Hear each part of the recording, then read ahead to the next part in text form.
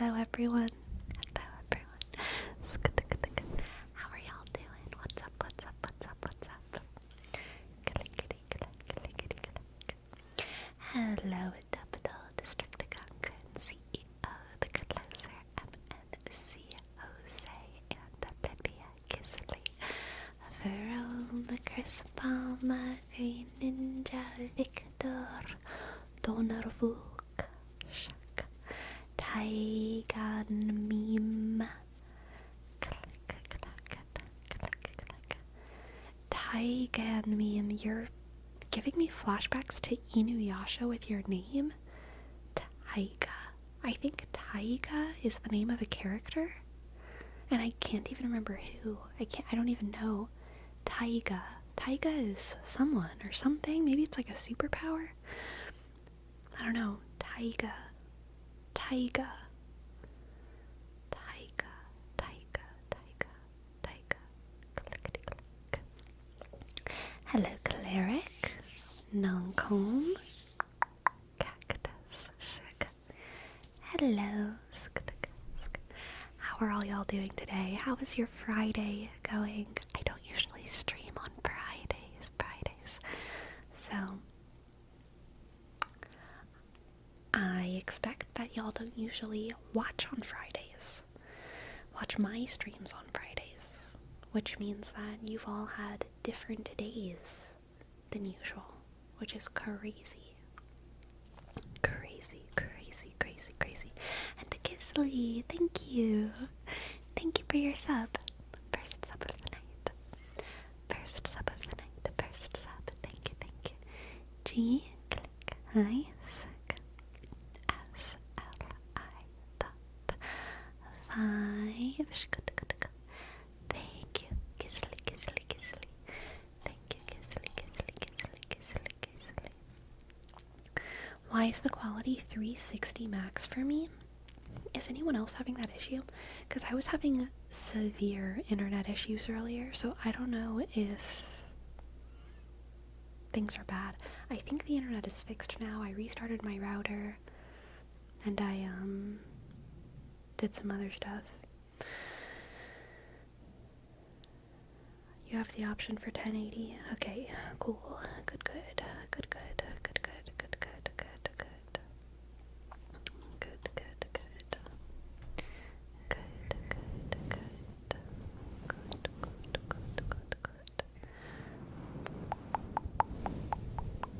Hello, Guto. I think the title had to do with the body title yesterday. Rigor mortis is what happens to humans and animals after they die. So basically they stiffen up due to calcium or something being released from the bones onto the muscles or something. Something like that.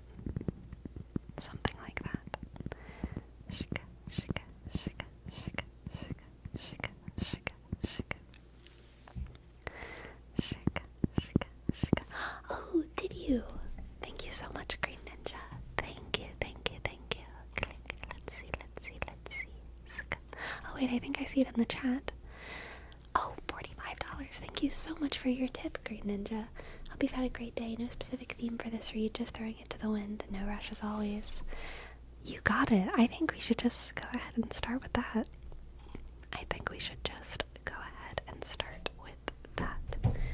Because why the heck not? I want to use Faye and the Ferns again, I think.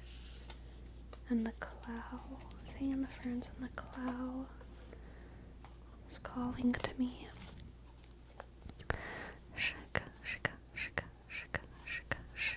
Sleepy's been missing donos more often. We need to aim train you, but for dono messages, honestly, it's true. I have been missing the donos more often lately.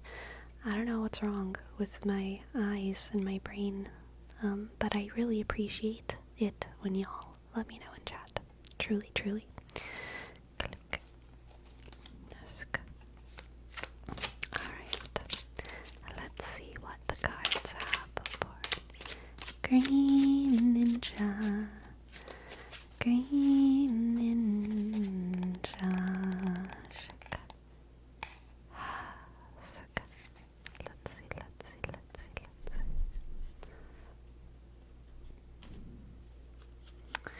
We We have the Queen of Swords, the Page of Pentacles, Queen of Swords, Page of Pentacles, and the Moon, the Moon, the Moon, the Moon. Queen of Swords, Page of Pentacles, and the Moon. My wrists needed a good crack right there. Let's see, Green Ninja.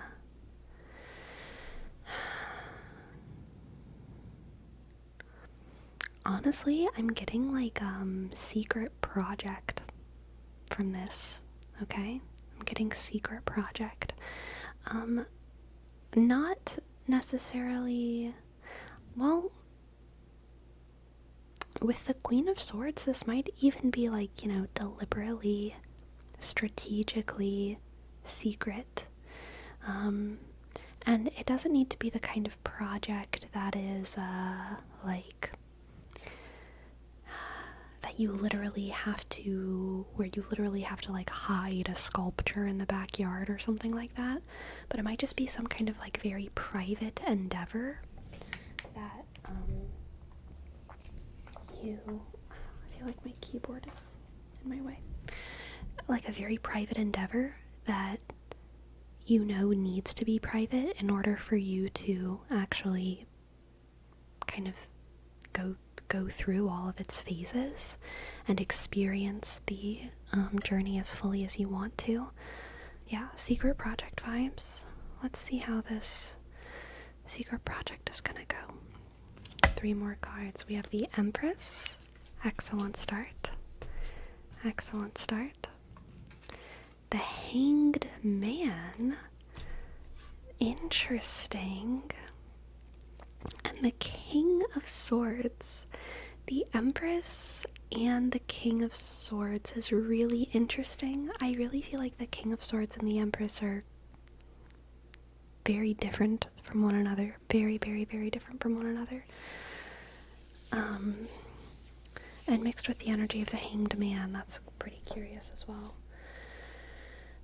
So I think the Hanged Man is indicating that this secret project is going to be one that requires a lot of patience. And a lot of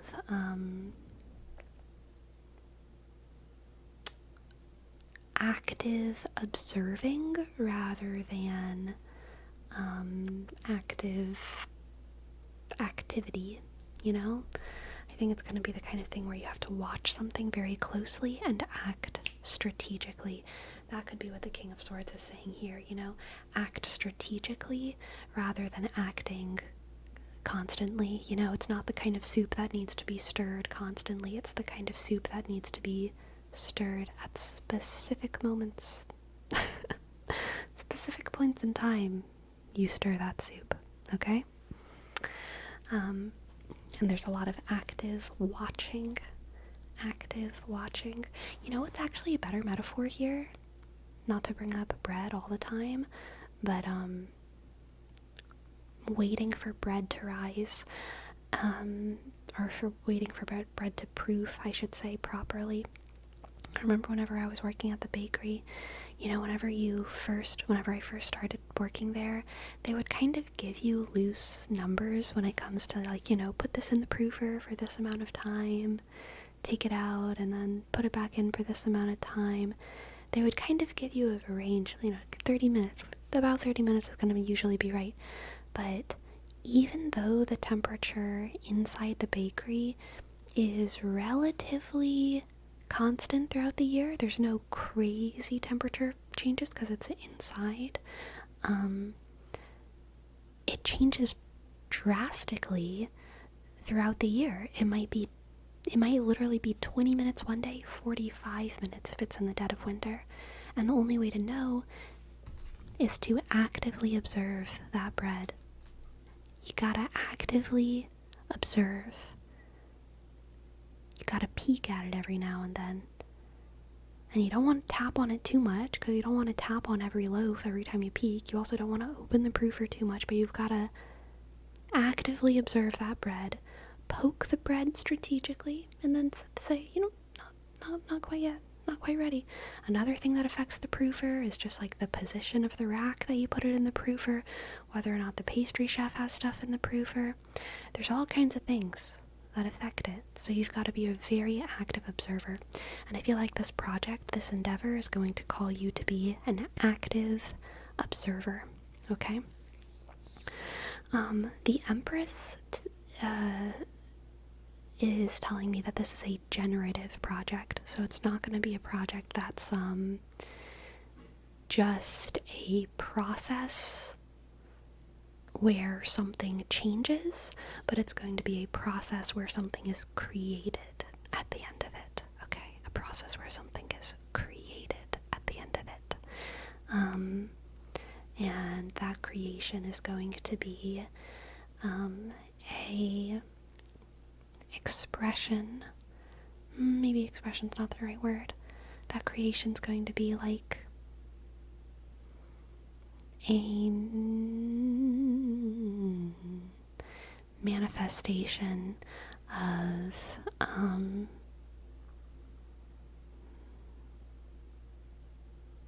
you plus other things, you know?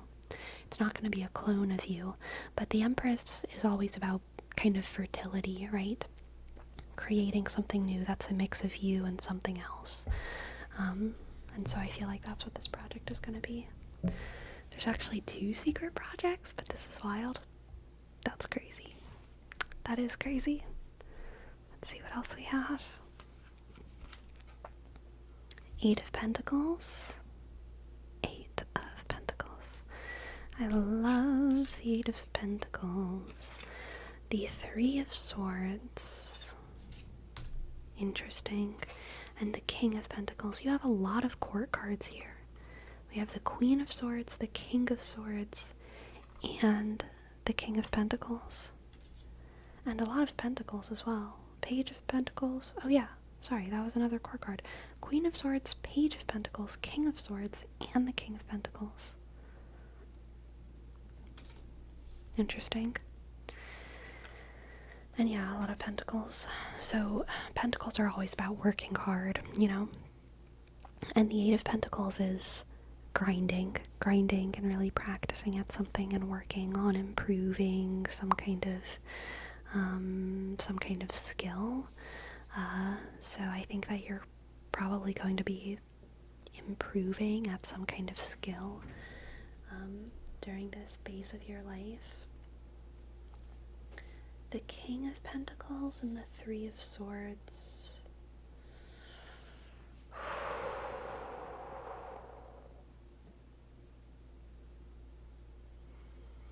That's a rough one. So I don't know if this makes sense in the context of your projects. It might not. This might be something that happens during those 2 projects, or it might be something that is directly related. But I get the sense that you are going to be doing something for someone else, and they, not out of maliciousness, but just, I don't think they're ready for that gift yet, and they're gonna misuse it. I know I've brought up the prodigal son before in readings, but this is the dad in that story, okay? The King of Pentacles right now is giving someone something, giving someone money, giving someone food, giving someone shelter, and that person isn't ready yet to receive that gift in grace. You know, it's like whenever you give an addict money because they need money, and they do need money. They do need money to pay for their car insurance or pay for their rent. It's not like they don't need money, and it's not like you're not there to give it to them, but then they use it on whatever they're addicted to, or you give them shelter and they end up trashing the house, or Something like that. I really don't get the feeling that this person is doing it maliciously, but I get the sense that you're going to give a gift to someone and they're not ready to receive that gift. You're going to be taking care of someone and they're not ready to receive that care, and it's going to be painful for both you and them whenever they fail both you and themselves in that way. Gosh, that's sad. Sorry about that one, Green Ninja. Thank you, Save Juice World. I appreciate it. Welcome to the chat. Pearls before swine. I actually don't know what that means. I feel like I should. Pearls before swine? Oh wait, does it mean you put pearls in front of swine? Every time I've heard it, I've been confused because I've thought of it as like pearls before swine, like in a sequence of events, and I've been confused. But maybe it's like you shouldn't put something valuable in front of swine, like, because pigs don't understand that pearls are pretty invaluable. Is that what it is? It's giving something to someone that doesn't appreciate it. Oh, okay. So no, I actually feel like this person will appreciate it, but they're gonna fail themselves, and they're gonna fail you. Okay? The addict appreciates it whenever they go to you for money and they sincerely say, please, I'm out of money. I just want to borrow a couple $100s to pay my rent this month, to pay my car insurance.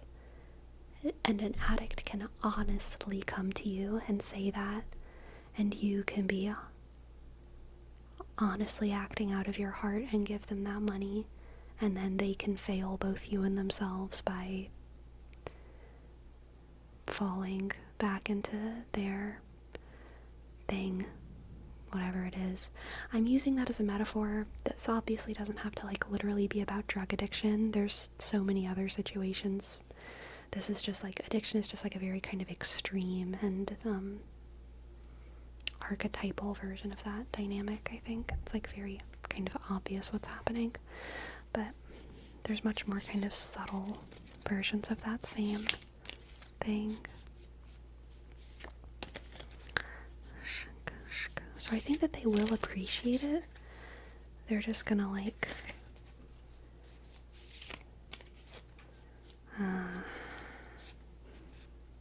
fail to properly respond to the appreciation.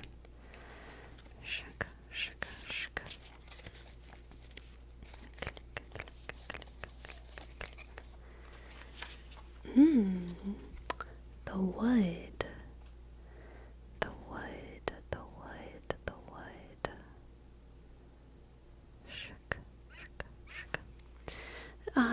I'm taking this one pretty literally. I don't know how not to. I think that your project has something to do or could benefit from, like, involving nature, you know? If nature isn't involved in the project already, I think try to brainstorm on how you can involve the natural world into whatever this project is. Okay? I'm also just like staring at my little lunar, I can't think of the word right now. Lunar orbs, there we go. Lunar orb stack on my desk, and I don't know why, I feel like I need to pull a card, so I'm gonna trust the instinct. Maybe this will be of some kind of benefit to you. We have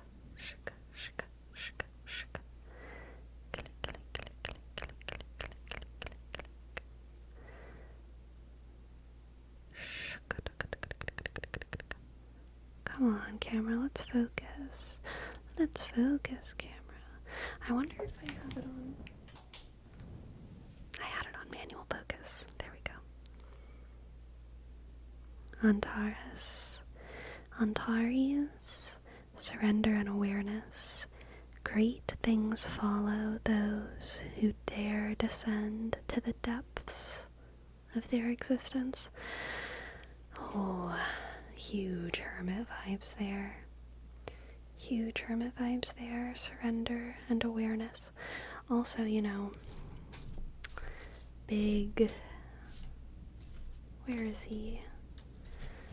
Big hanged man vibes. Surrender. Surrender. Surrender. Great things follow those who dare descend to the depths of their existence.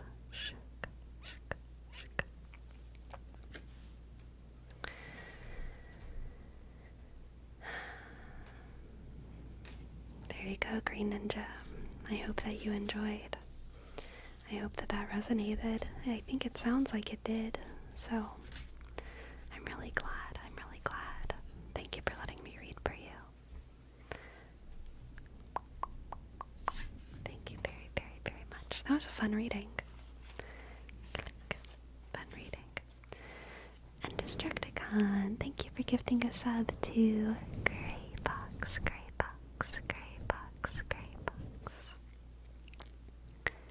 G click R E Y F O X 9 click 9 click 9 click 9 click 9. Thank you, Destructicon, and thank you, Greybox. Thank you. That was ridiculous, but super validating and clarifying. Thanks so much. You're very welcome. You're very welcome, Green Ninja. You're very welcome.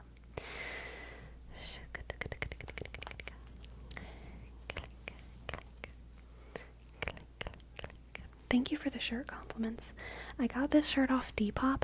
This is not usually my style, you know, but I was actually getting something else, and the seller had like free shipping if you bought more than one thing, and I was like, you know what? I'm gonna get this shirt, even though I never wear things like this. But it's very comfy, and I like it. It's a crop top, too, so, like, I like it. And Fome, thank you for your tip. Yes, I'd love to give you a reading.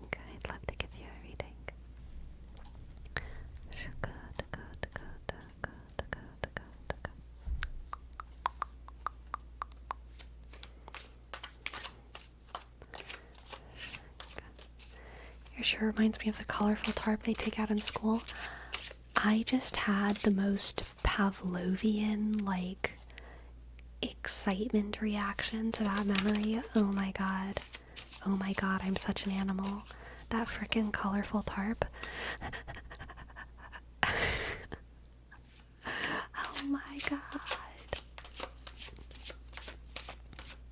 Do you remember the little scooters? I don't think I remember the little scooters. I don't think so.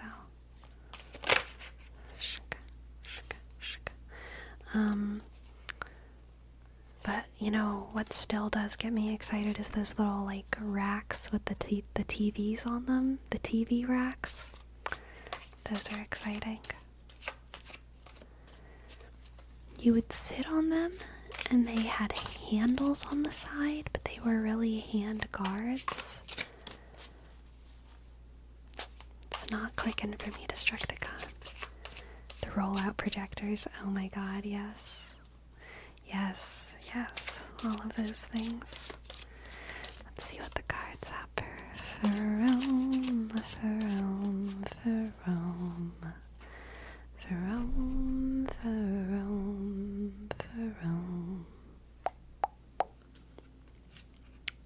We have the Ace of Wands, the Queen of Wands, and the Five of Wands. I don't know why, Fome. I had just a feeling whenever I pulled the Ace of Wands that everything else would be wands. I was just like feeling it as I felt the fire.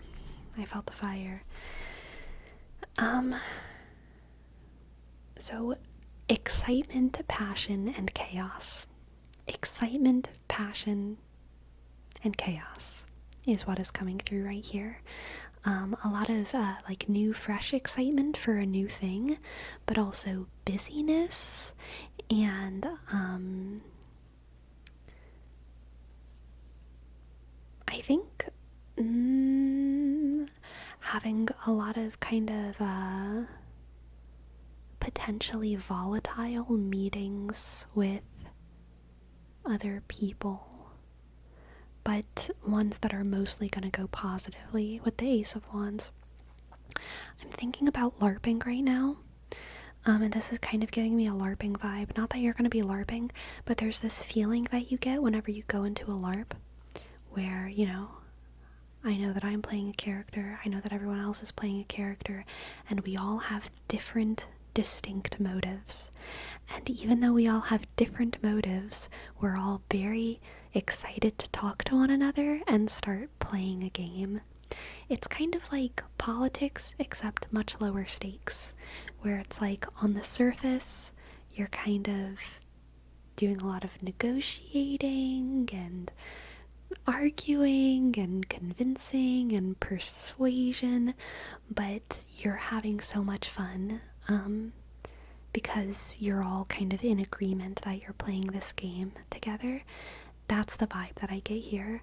I feel like for Fome, you're going to be going into a space where there's a lot of people with different motives, but you've all kind of agreed to be there. And I think that you, Fome, are going to have fun socially navigating those tumultuous waters, okay? Tumultuous waters. We have next the Queen and the Ten of Pentacles. Alright, Fome, you're gonna get what you want.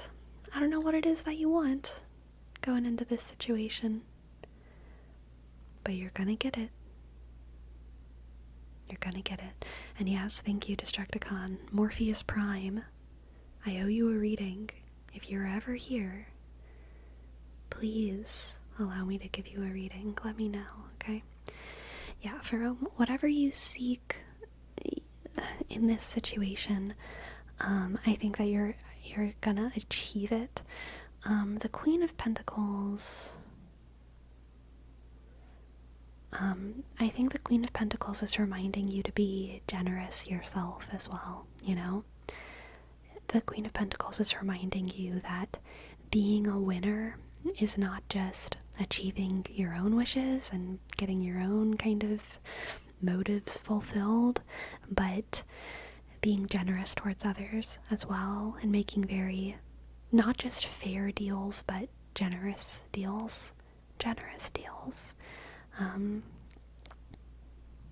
The Queen of Pentacles is here to remind you not to treat all of these interactions as purely transactional, but to also treat them as human interactions and connect with other people on a emotional level, alright? Moon deck is calling to me. Let's see what the Oracle has for you. Wisdom from the Moon. Shake, shake, shake, shake, shake, shake, shake.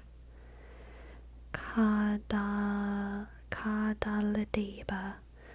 That looks like a mix between algebra and Canada to me, and maybe candelabra. Kadaladeba. Click. Abolition, interesting, and recovery. When your heart seeks liberty and your mind, it's hard for me to read. When your heart seeks liberty and your mind asks for mercy, free your spirit from mundane duties. I'm going to need to read that one again. Abolition, and recovery. When your heart seeks liberty and your mind asks for mercy. Free your spirit from mundane duties.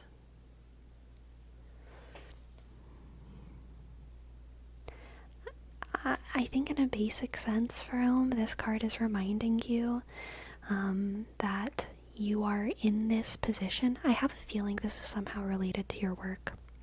You're in this position not just because it's a job, not just because it's work, but because it's your life and you chose to be here and you are entitled to have fun in your life in a way that is independent from your responsibilities, okay? Even though you have specific duties, you are entitled to having fun performing those duties, you know? You've chosen these duties. You are not a prisoner in your life. You are not a prisoner in your life. What you do every day is your life's work because you do it. And you have a lot of freedom. You have a lot of freedom. And so much joy. This is an extremely joyous reading, Fome. It's very present in the world, very engaged with your surroundings. Again, passionate, kind of a fun sort of chaos going on, and success as well. So yeah, overall, super, super positive reading. I hope that you enjoyed, and I hope that it resonated. Thank you for letting me read for you. Good luck with your situation, whatever it may be. And thank you for your tip. Thank you for your tip. Thank you, thank you. Thank you, thank you. Thank you, thank you, thank you, thank you, thank you.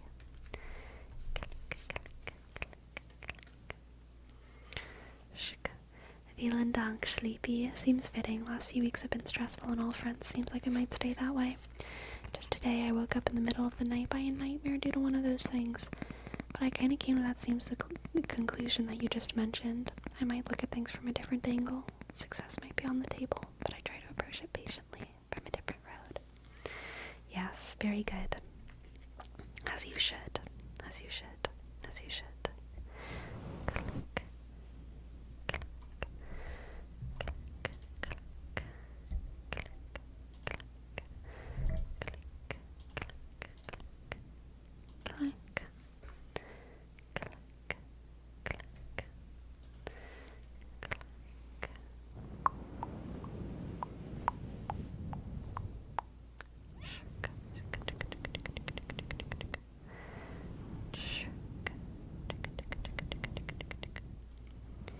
I have many, many strawberries in the fridge. Can someone recommend what to do with them?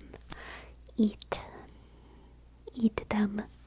Strawberry smoothies. Strawberry jam. Frozen strawberries are pretty good. You know? What's the excuse today for the body? I'm gonna need some clarity. Oh. You mean this body?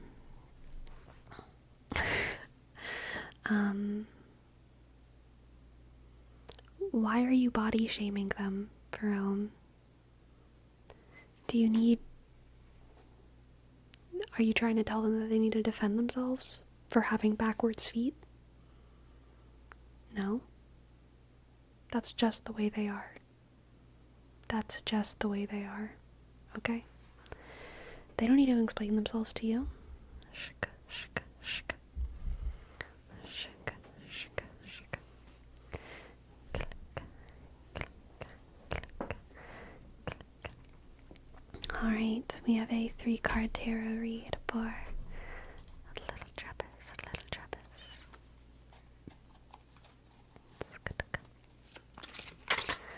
Little Travus, little Travus, little Travus, little Travus, little Travus.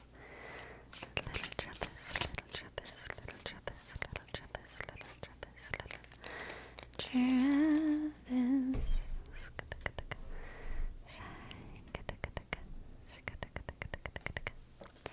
I just pulled 4 cards by accident. That's okay. Queen of Swords, coming out again. Queen of Swords. The Eight of Pentacles, coming out again. Coming out again for fun. The Chariot. And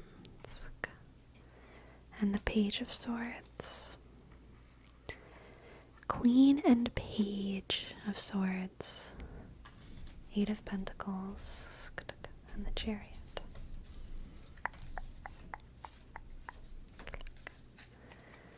Queen and Page of Swords. Eight of Pentacles and the Chariot. Broadly speaking, this is another massively successful reading, Lil Travus, and I would say specifically it's success based off of skill that you've worked really, really hard to hone over the past couple weeks or months, okay? I think it's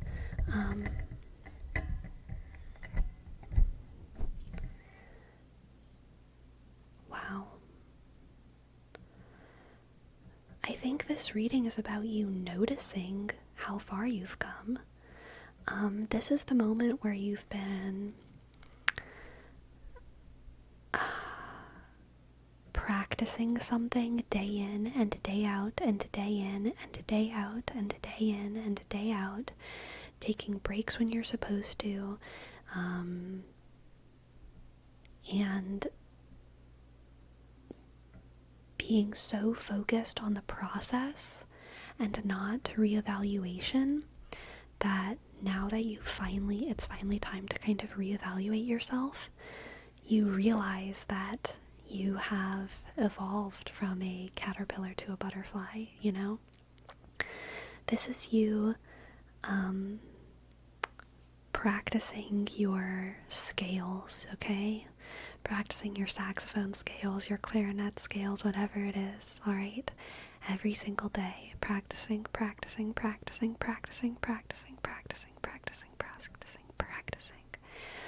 And then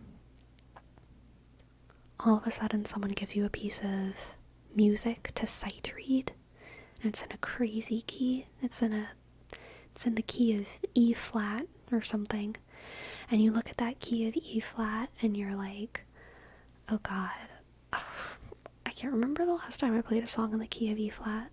But you've been practicing your scales, and you put your fingers on your clarinet and you don't miss a note. Because you've been practicing your scales, and you haven't been focusing even on sight reading. You haven't even been focusing on the performance of applying the scale work. You've just been practicing your scales. You know, this is you going to the gym every single day in and day out and day in and day out. And you're not like a photo person, you're not like a body person, you're not like a clothes person. You're doing it because you want to get stronger, and you actually live in an underground bunker, and you don't believe in mirrors because you think that Satan lives inside of them, right? I understand. And so you like never really look at your body, but then all of a sudden you like go to Walmart because you need some more LED light bulbs for your bunker. And while you're at Walmart, you really have to go to the bathroom, so you end up going to the Walmart bathroom, and you see the mirror, and you're like Satan tempted to like look inside the mirror, even though there's demons in there, and you notice you're like buff as hell, and you're like, holy shit,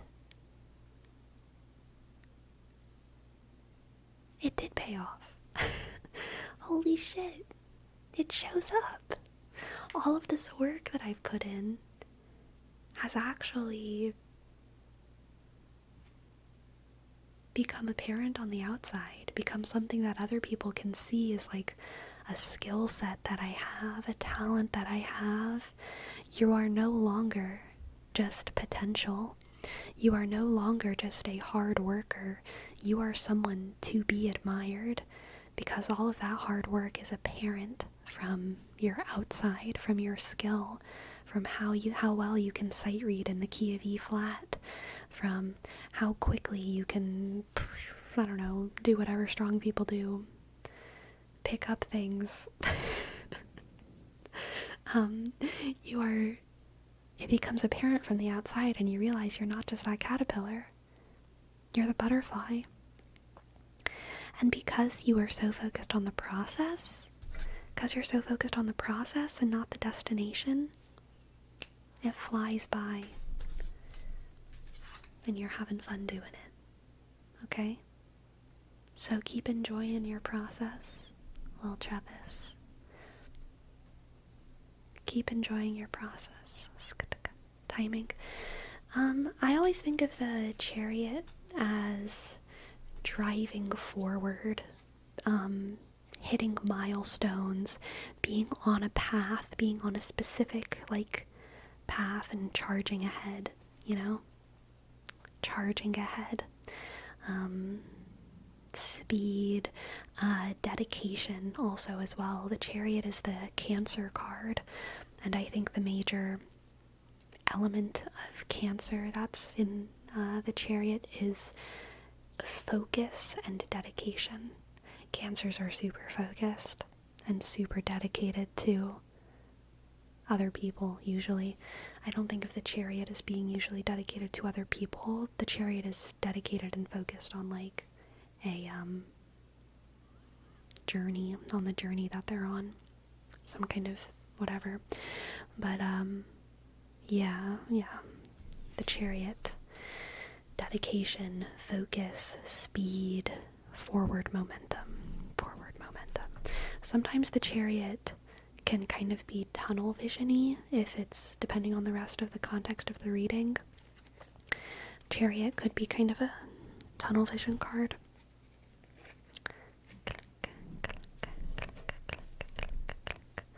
Alright, now we have a 3-card read for Gisli.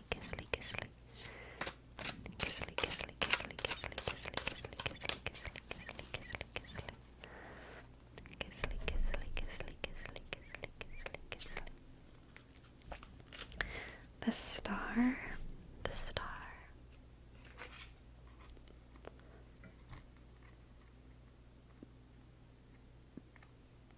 The 4 of Pentacles. And Judgment. Oh.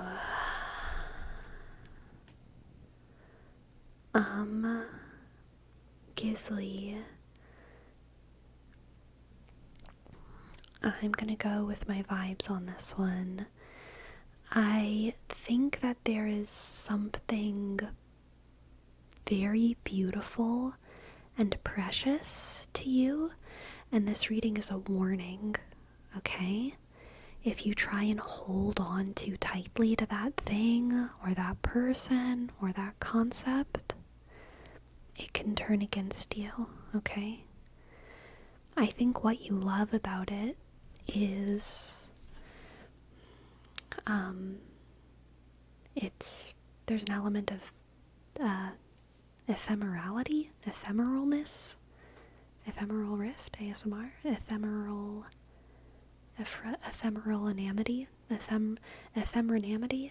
I think it's ephemerality or ephemeralness. No, it's got to be ephemerality. Whatever. Transience. potential for transience.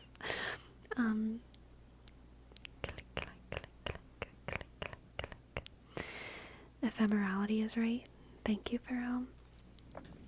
I think that you like it because it's something that reminds you of maybe feelings of freedom, possibility, potential, maybe youth, but probably more directly tied to freedom.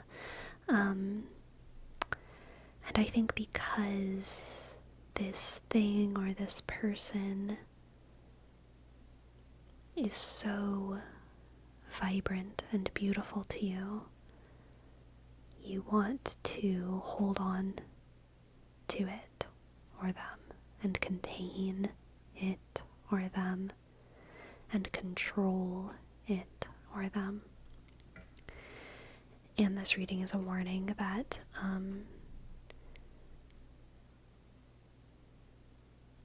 it's not that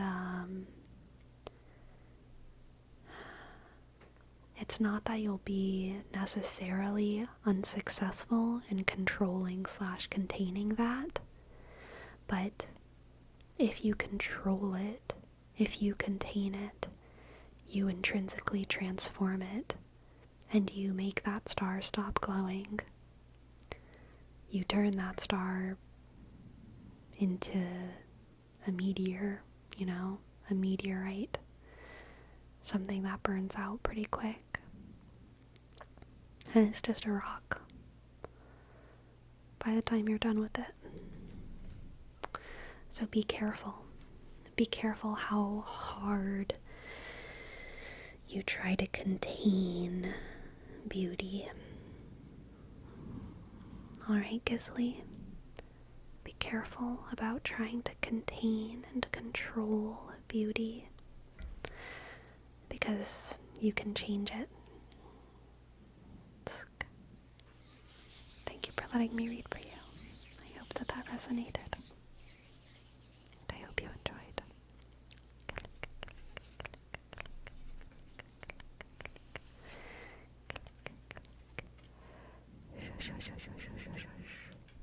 Very interesting. You're welcome. You're welcome.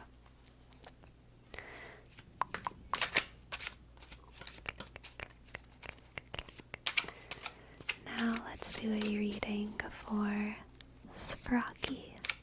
Sprocky, Sprocky, Sprocky, Sprocky. Sprocky, Sprocky, Sprocky, Sprocky. Let's see what the cards have. For Sprocky, Sprocky, Sprocky, Sprocky. The Empress. The Empress.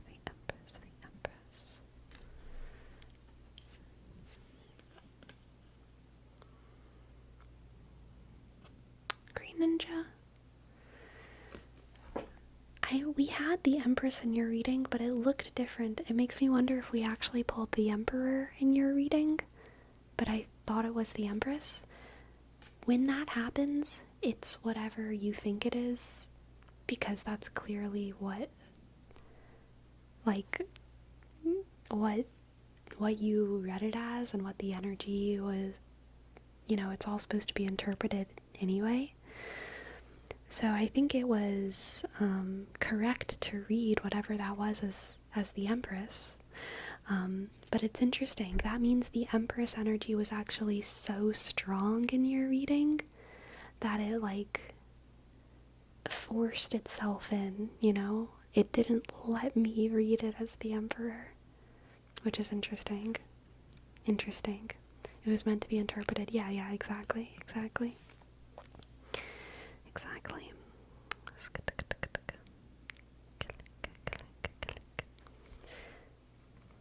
The Empress.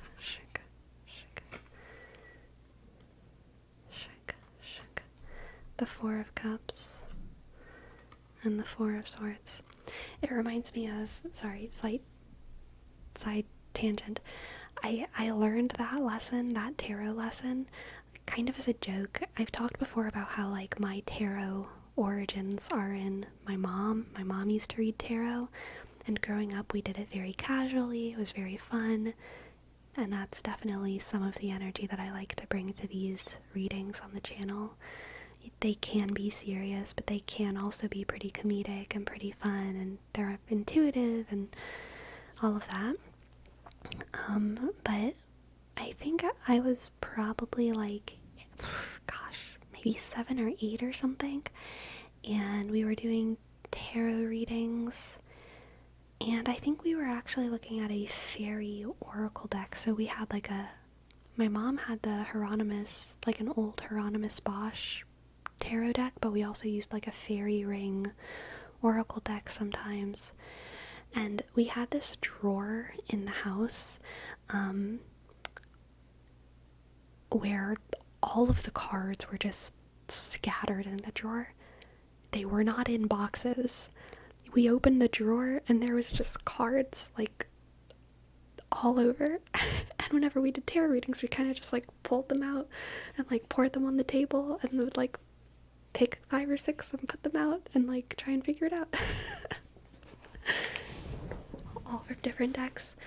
I mean, to my memory, I think there was like maybe 3 or 4 decks, but yeah. So it was very like,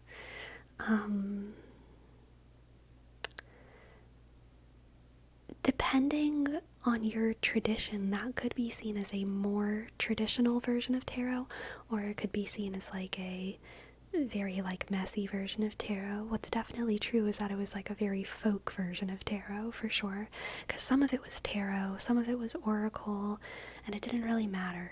We were just like pulling cards.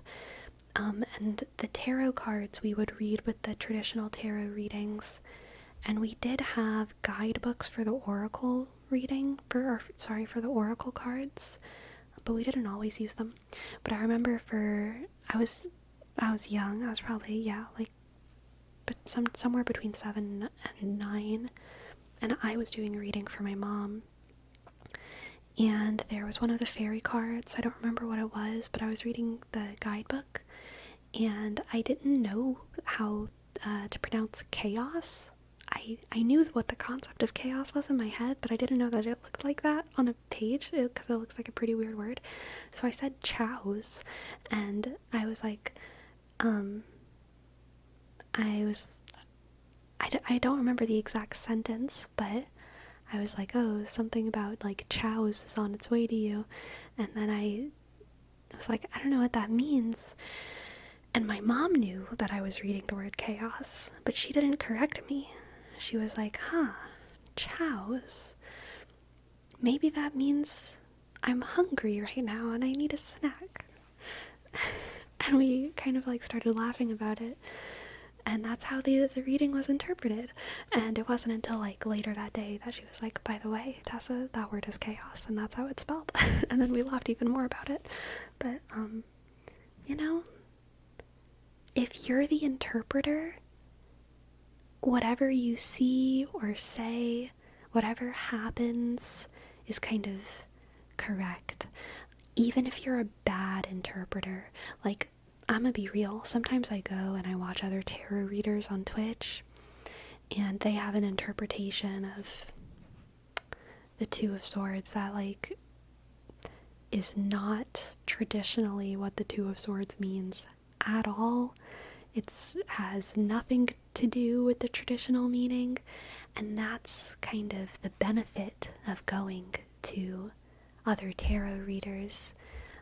A very, very good and like well-trained tarot reader, you can get a lot of insight from them because they've specifically trained in archetypes and symbolism, and their brain is so big and open that they can explore all of these symbols in a very like nuanced and beautiful way.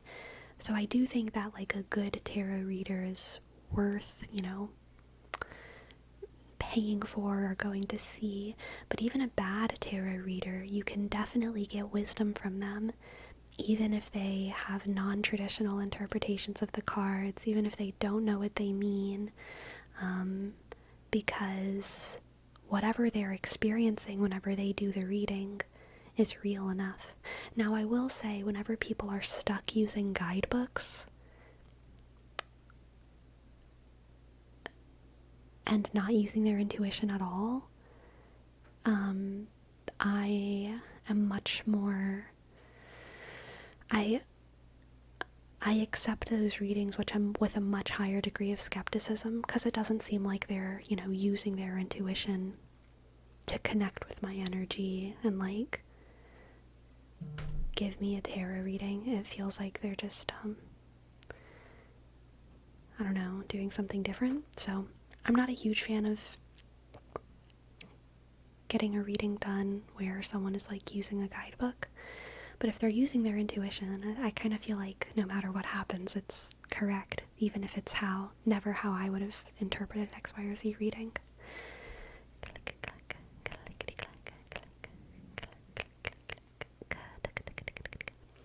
I've had readings from 3 other Twitch streamers and they were nowhere near as good as yours. Aw, thank you. That sounds like in Spanish, chaos is caos. Ah, cool.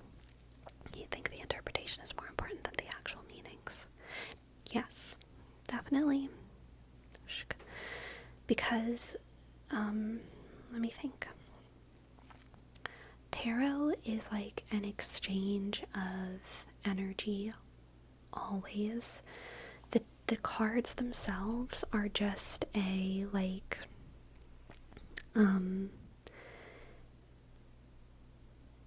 of a medium to filter the energy exchange between the individuals of the interpreter and the person getting the reading done. I think all of us have a lot of kind of intuition about one another that we can't explain. Even someone who I've never met before, who the only thing I see is their username. It's the first time they're in my chat, and all I see is their username. I'm not actively making assumptions about them or judging them, but I think because the world is like a crazy place, and because I do believe in exchanges of energy, whenever someone asks to get a reading done and spends the points or spends the money, and whenever I accept it, and whenever I shuffle and think about them, and if they are also kind of tapping into the intentionality of that moment, I believe that there's a real connection happening there. And I think that that connection kind of like supersedes knowledge or language even. And the tarot has pretty little pictures and words and history and language, and so putting the cards down, slapping the cards down kind of takes all of the feelings of the energy and the intuition and the muddy stuff and kind of anchors you back into to language, and takes that energy exchange and turns it into like an exchange of information. And so the meanings of the cards, the textbook meanings of the cards are very vast, and they're supposed to be vast, but readings are very specific. Similarly in astrology, like every sign, every planet has very vast meanings, and that's why people who are skeptical about things say, like, you know, what does it mean that I'm a Cancer? I go to one person and they say this about Cancer, I read another thing and it says this about Cancer, and it seems like everyone could be a Cancer, and blah blah blah. Like, yeah, the meanings of these individual ideas are super vast, but when you're actually going into an interpretive situation with an interpreter and you are having that communication, that dialogue, that energy exchange, you make it specific. And it becomes specific for you. And it's not because Cancer is a fake idea, it's just because Cancer is a vast idea. And when you mix, you know, your Cancer moon with your Cancer sun and your Sagittarius Jupiter and your North Node in Virgo, all of a sudden it becomes specific. And that's like, that's the fun of it. That's the fun of it. What do you think of Bloodborne?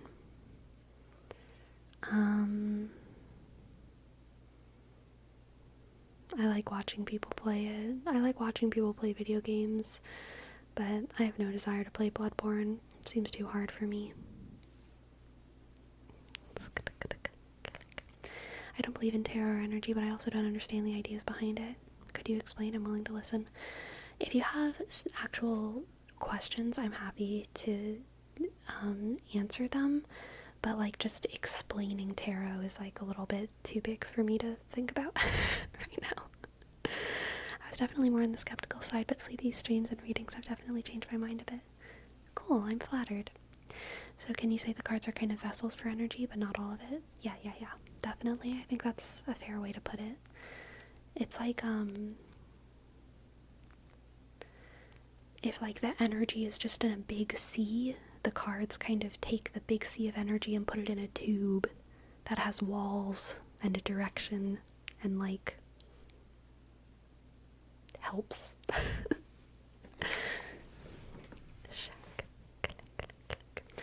Alright, Sprocky, I'm so sorry. What a sidetrack.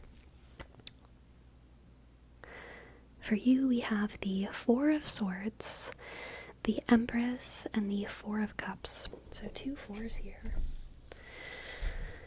Interesting.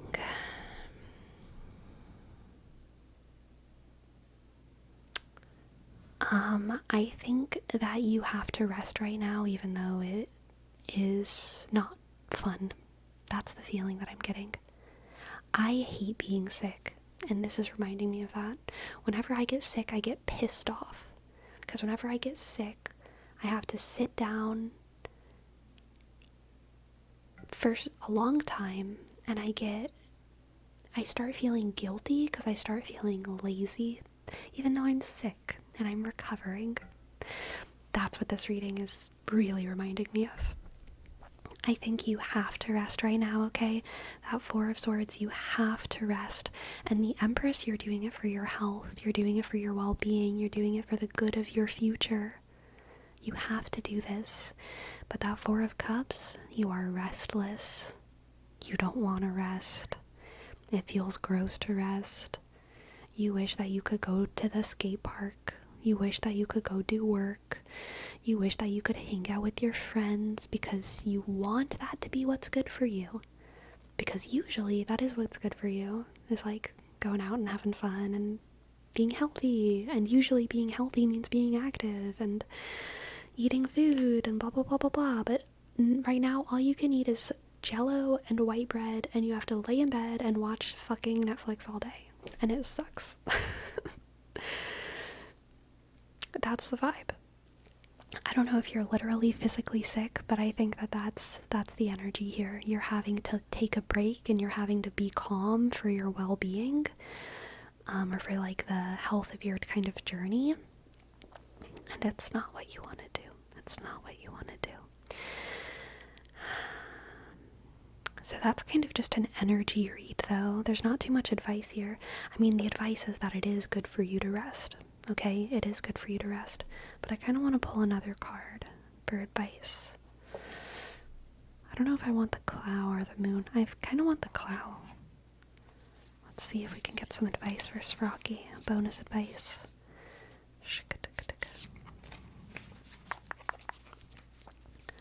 Bonus advice for Sprocky, Sprocky, Sprocky, Sprocky.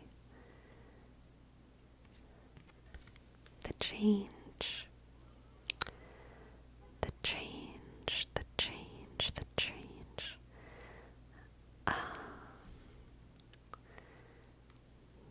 Transformation necessitates liminality, okay? That's what's in my head. Transformation necessitates liminality.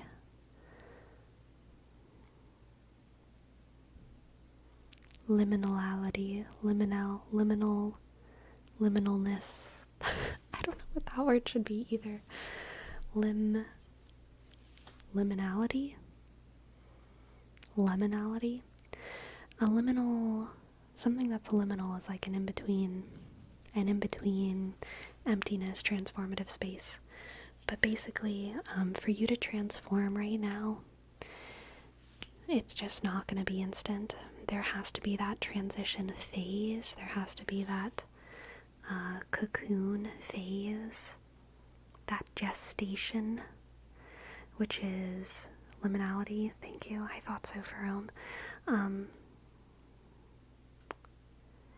That transformative process rather than a moment. Transformative process rather than a moment. And the process oftentimes doesn't even resemble point A or point B. Sometimes the process is a different frickin' thing. It's a different frickin' thing, but it still gets you from one place to the other. So focus on that process. In order to be healthy, you must sometimes be lazy and eat bread. Okay? And you shouldn't consider it being lazy, because it's actually you taking care of yourself. Alright? Thank you for letting me read for you. I hope that you enjoyed. And I'm glad that it resonates. Thank you, thank you, thank you. Thank you very much. Thank you very much. This guy is so cute, aren't they? Look at them. They're so cute. Look at how cute they are.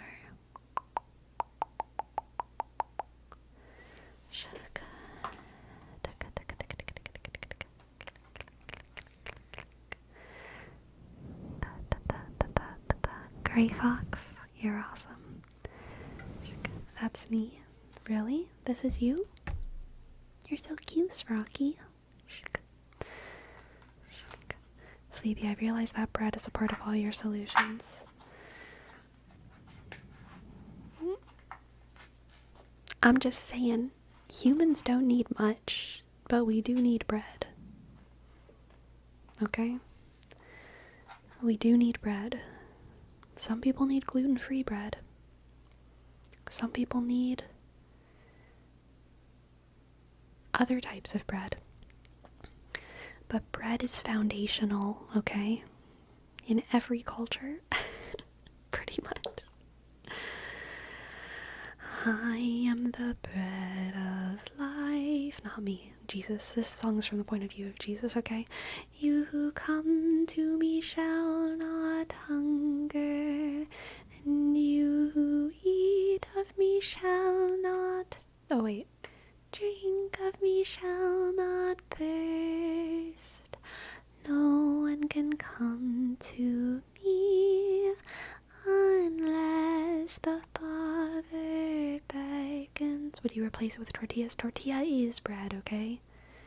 Bread, big umbrella. Tortilla underneath that umbrella. Alright? Bread. Non-tortilla. Pita. Lembus. Loaf.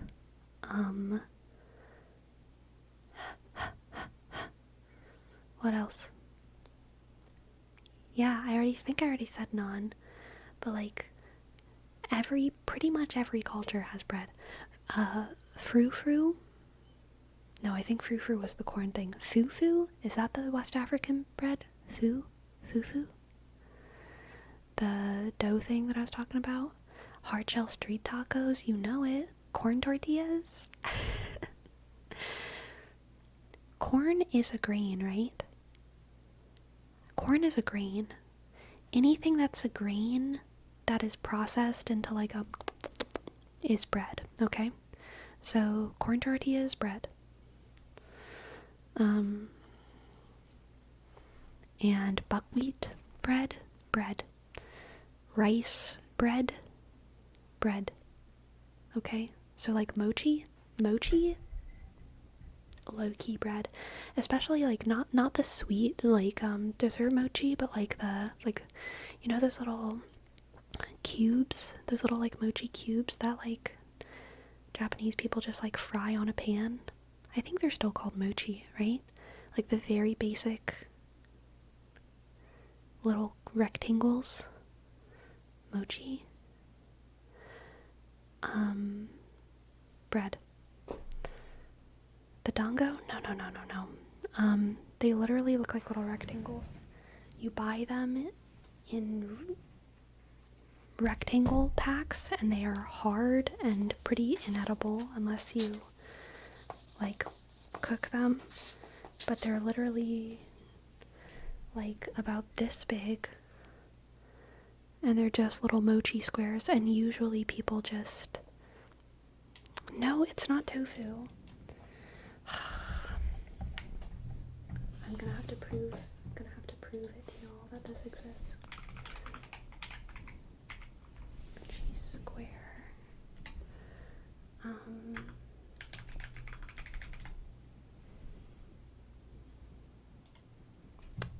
Yaki mochi. That's what it's called. Yaki mochi. Okay? Yaki mochi. That's what it's called. That's what I'm talking about. Bread. I don't think Japanese people would consider it bread. But I think in the English language you could make a strong argument that yaki mochi is bread. Is it called yaki? There's another place that calls it kiri mochi. I don't know. Yaki mochi versus kiri mochi.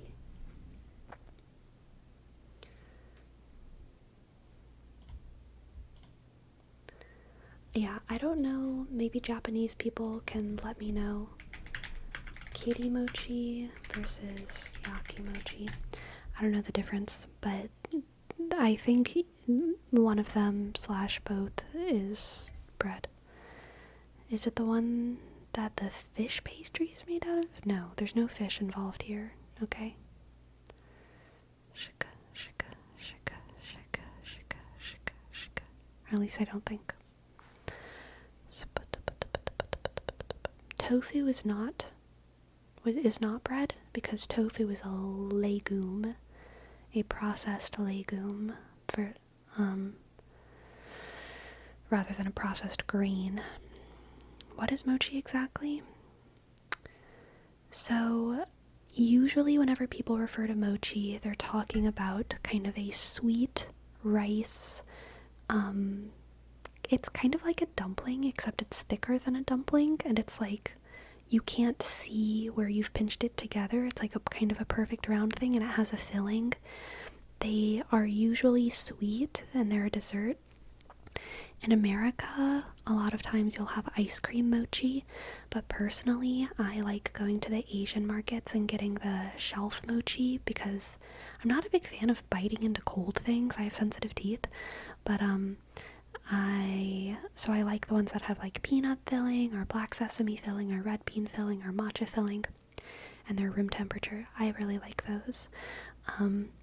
But I think technically mochi does have a more broad definition, which is almost any kind of glutinous rice cake, like Jose said.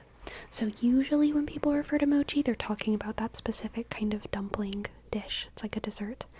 But I think technically mochi is any kind of glutinous rice cake. So it can be, like I was talking about before, just the little squares like yaki mochi or kiri mochi.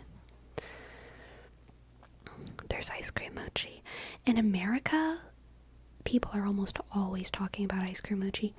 Whenever I go to people and I talk about wanting mochi, they always assume that I want ice cream mochi. It's like the default in America, unfortunately, because I never want ice cream mochi, to be totally honest.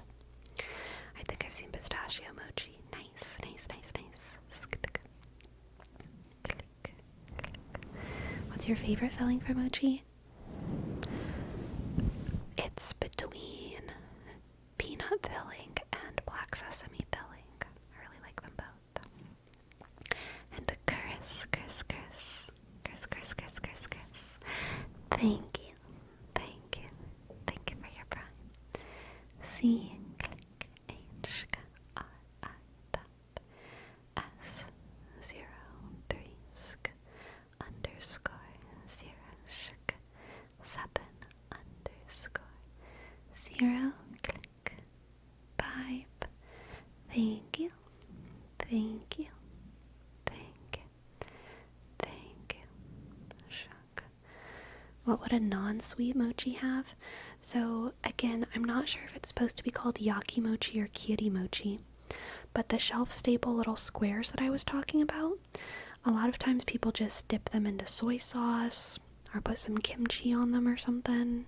I don't know if there's a Japanese version of kimchi or if they just use normal like Korean kimchi.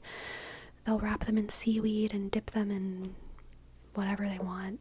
They'll just dip it in something. Sweet soy sauce, whatever. Would that be fried? Usually, yes. I'm pretty sure they usually put it on a little pan, and they kind of put it on a pan like a tortilla, where they don't put like oil on the pan or anything like that. They just put it on the pan, and it kind of starts to get a little puffy, and then you flip it, and it goes very slowly. Maybe you flip it a couple more times, and you take it off, and it's kind of stretchy in the middle and hard on the outside. Are dumplings bread? I would say dumplings are like something inside of bread. But I wouldn't say dumpling is a bread. I would say dumplings involve bread in the same way that, like, I would say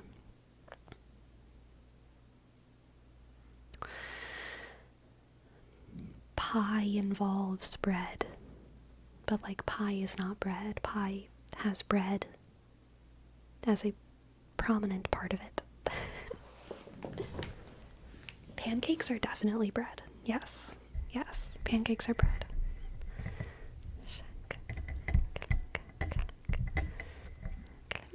The dumpling shell is bread. Yeah. I would say the dumpling shell is bread. Love your bid, so it's a sub for you. Oh, thank you, Chris. Thank you. Have a nice night. Are waffles bread? Yes. I would say so. Okay, then dango are dumplings, thus they are bread. Yeah. I think dongos are sweet bread, yeah. I would agree with that. Hello, Mr.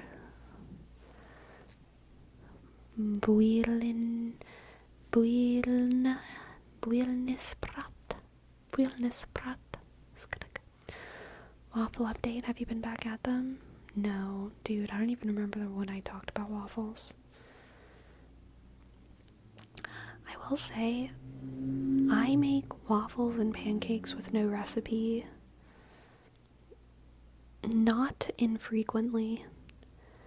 I'm pretty good at eyeing it, because, like, it's not baking. Waffles and pancakes are not baking, so you don't really need to have exact amounts.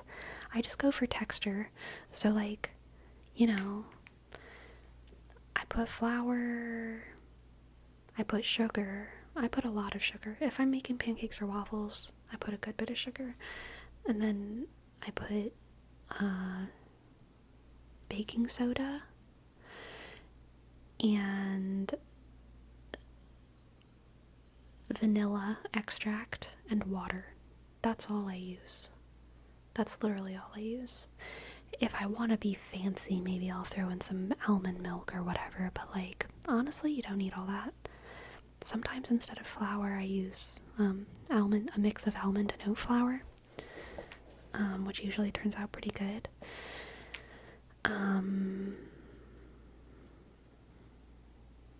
But then, yeah, put oil on the pan, fry those babies. You know what ingredient you're gonna put in? You have a recipe but no quantity? Yeah, no quantity.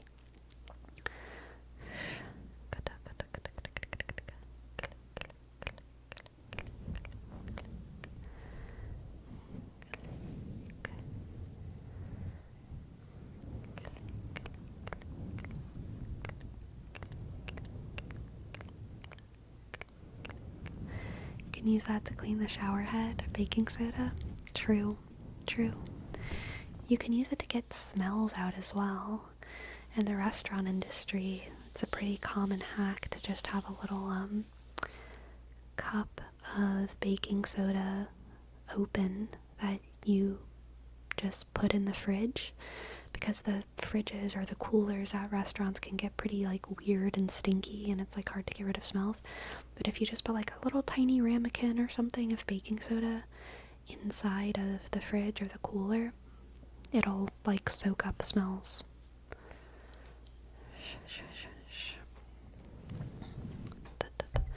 Were you ever on cleaning duty at restaurants? Everyone cleans. There is no one who doesn't clean at a restaurant. So yes. Yes.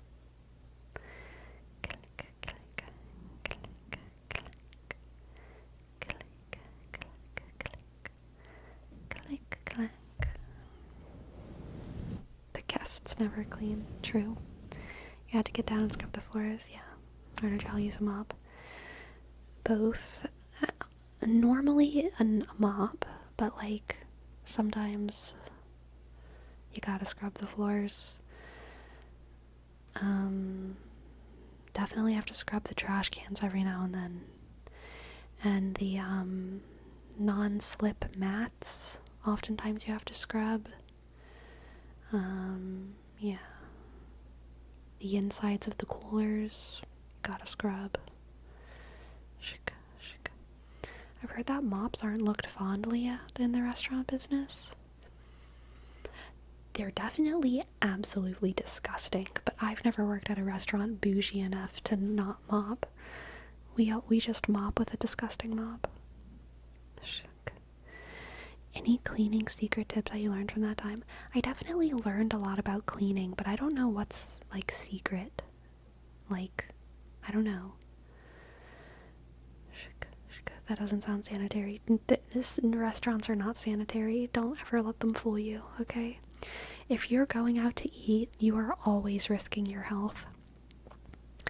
Much more than if you go out to, like, Aunt Rita's cookout, okay? I don't care how gross the house is that you're going out to eat at, it's always going to be cleaner than a restaurant. No matter how nice the restaurant is. There's just so much mass of food and germs in restaurants. Even if it's a very nice restaurant, there's so much germs and so many people. It's just always going to be a higher risk, okay?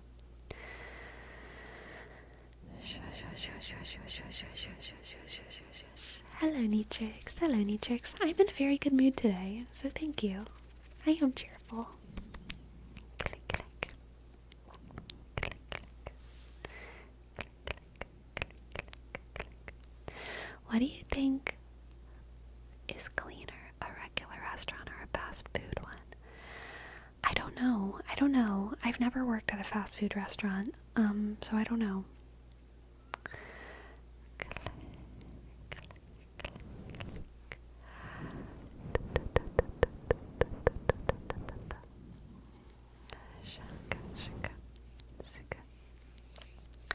Leave the Germans alone. They have the right to go to restaurants.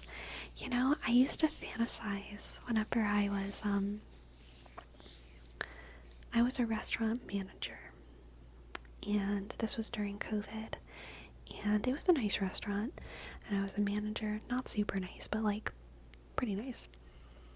I was a manager, and it was during COVID, and I was learning German on Duolingo, and it was a hard job, and whenever I would kind of get stuck doing the dishes for a really long time, which happens, dishes pile up, especially during like the lunch rush or whatever, and sometimes the only person who has time to do them is you. So you are doing the dish, you're freaking doing the dishes for like 30-45 minutes. If it's the end of the day, if you're closing, it can even be like an hour, you know? And I would just disappear into a fantasy world where I was living in Germany, and I hardly spoke the language, but I spoke enough German to be a dishwasher and pay my rent and work hard every day in some little German restaurant. And in my head, I would wash the dishes and I would practice my German. I would practice saying richtig and whenever I got orders, and I would just, escape.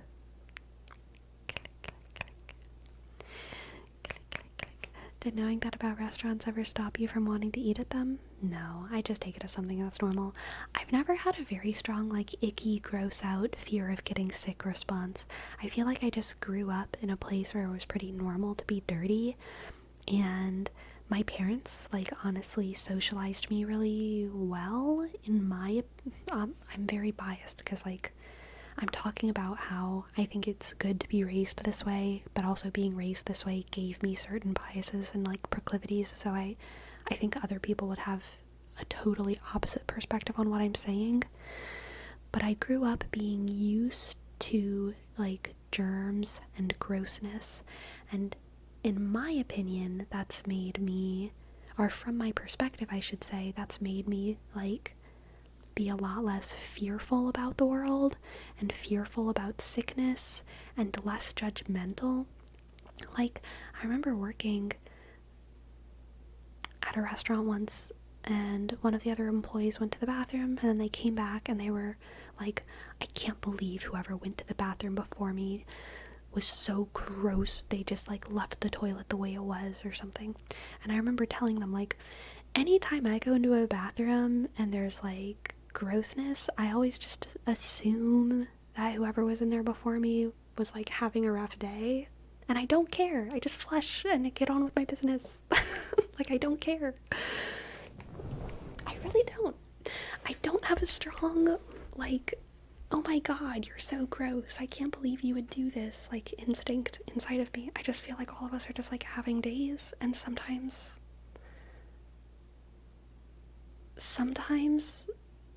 life gets away from you and you go into a bathroom and there's, like, whatever is going on in there. And other things as well, like, whenever I was working at restaurants, I never felt too grossed out by the dishes to wash them. There's other employees who struggle to wash the pile up of, like, other people's food and stuff, which, like, I can intellectually acknowledge, like, yes, this is gross, but, like, I don't ever feel, like, sick whenever I'm, like, putting my hands in the dirty sink water and blah blah blah blah blah. Like, I don't have a strong icky out gross response.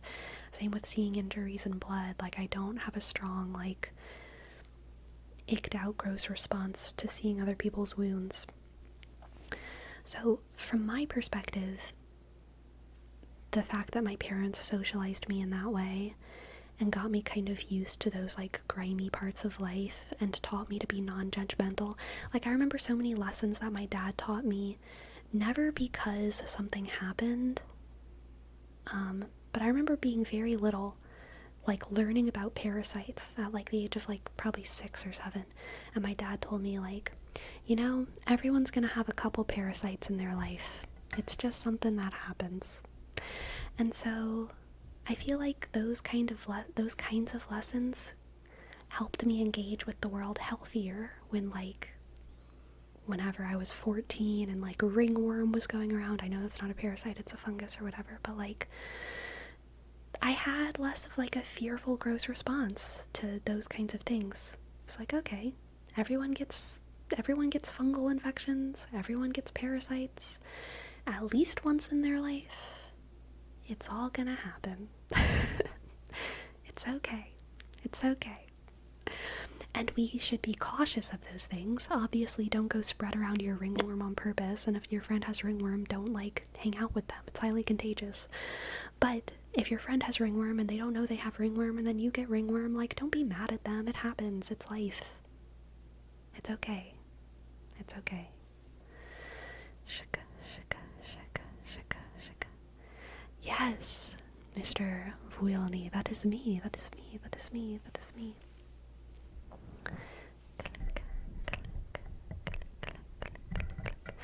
No rubber gloves for washing dishes. One restaurant that I worked at did not have rubber gloves, ever. Another restaurant that I worked at did have rubber gloves.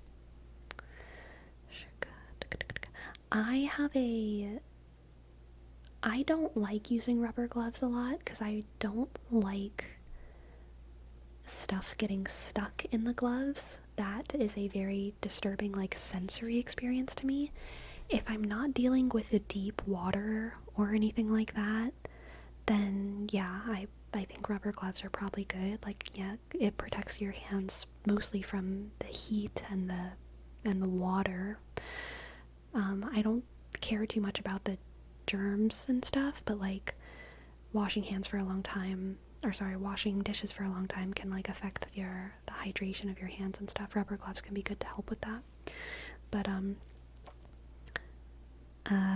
depending on the specific dish situation, sometimes rubber gloves feel like a good idea and sometimes they don't. It depends on how tall the pile is, how deep the water is, whatever's happening.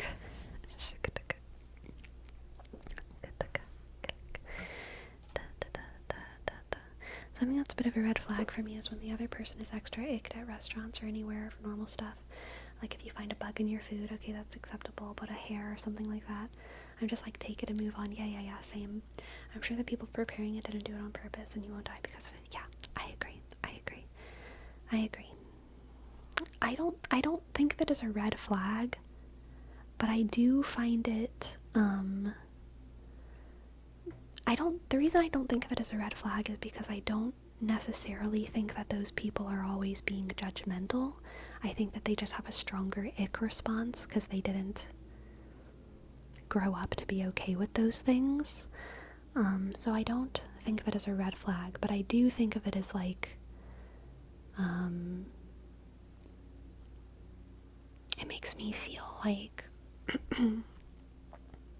oh, this person is sensitive, and I'm going to need to be cognizant of that from now on. And also, I should expect for them to be icked out by things in general, you know? Like, I take it into account. I take it into account with someone's personality profile.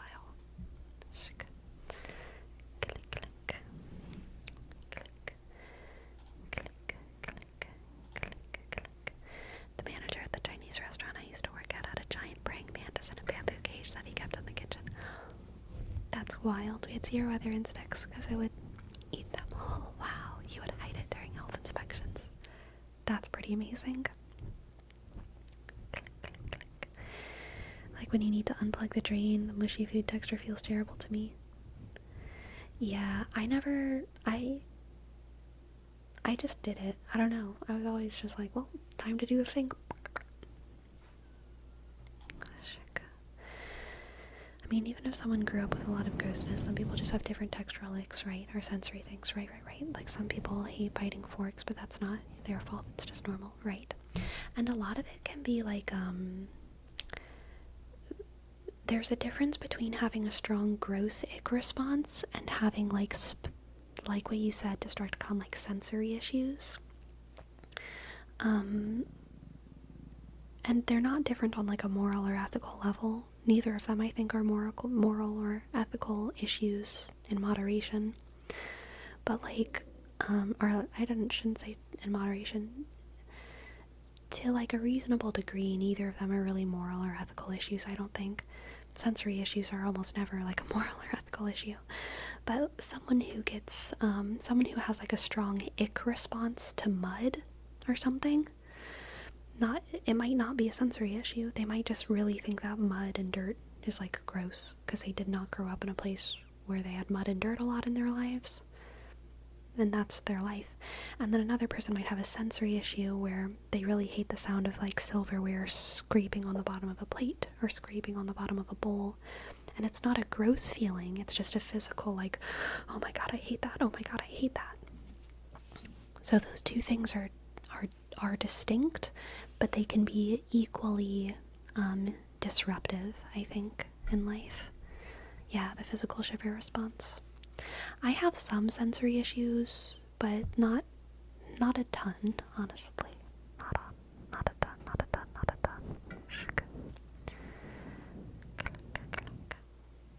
My sensory thing is when things get too loud. Yeah, I get sensory overload pretty easily. Specific sensory sounds by themselves, there's not a ton of them that give me a massive ick, but some of them do. It's almost like I don't even want to talk about them, like Flex at all. If I talk about them, I'm gonna like get a reaction, so I don't even want to talk about like the specific sounds that I hate because it's gonna make me think about them too much. and because I don't want to give chat that power to make me shiver by mentioning things that I don't like. But yeah, there are definitely some things that give me like a honestly, I'm more scared by the cleaning products themselves. If I touch chlorine at all or some washing soap for a long time, my hands have a reaction, but I'm sure that'll be fine if I end up touching the leftovers. Yeah. Super valid, Fome. I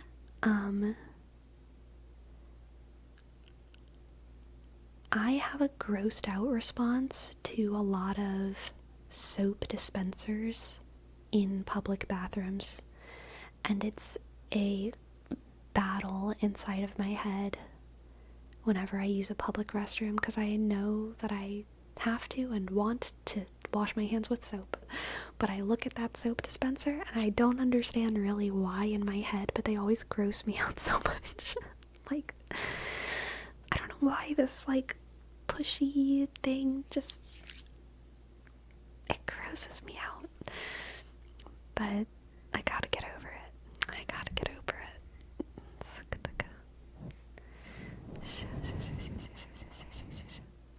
The ones that have the little levers, are the automatic ones okay? The automatic ones are definitely better. It's mostly the ones that you push. The ones that you push. You push them like with the heel of your hand and the soap falls out right there. The way I see it is because everyone's dirty hands touch the pushy lever and that probably doesn't get cleaned. Yeah. Exactly. The soap scum is a touch icky. Whenever I was a little kid, like a baby, like I'm talking 2 to 3.5 years old, some of my earliest memories are like taking baths, and I made a soap baby that I hid from my parents behind the shampoo bottles. I remember there was like shampoo bottles in the corner of the bath, and every day I would like squeeze a little bit of soap onto it and then I would cover it up. And I wanted to see how big I could make the soap baby over time. Oh, children. I remember when they found it, they were like, you can't do that. You cannot make the soap baby. And I called it the soap baby. It was a fun little thing.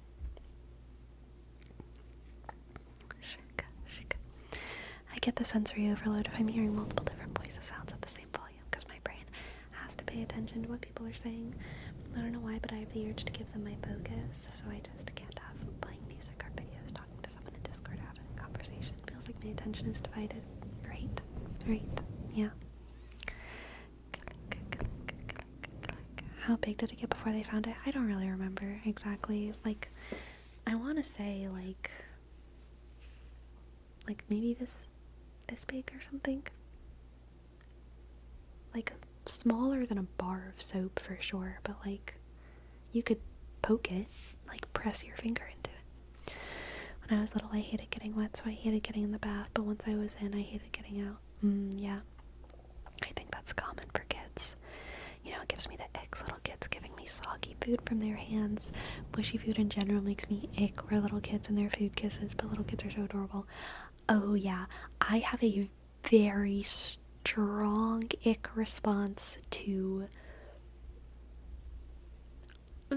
other people's mouths, and much more if there's food in there. Oh my god, whenever people chew with their mouth open, ooh, that really grosses me out. I will do everything in my power to like not pay attention. And yeah, little babies, even though babies are cute, whenever babies eat and they have food all over their hands and their mouths, it grosses me out. Oh god, ugh, I don't like it. I appreciate that they want to give me their saliva popsicle, but like, no thank you, kid. Yeah, very true.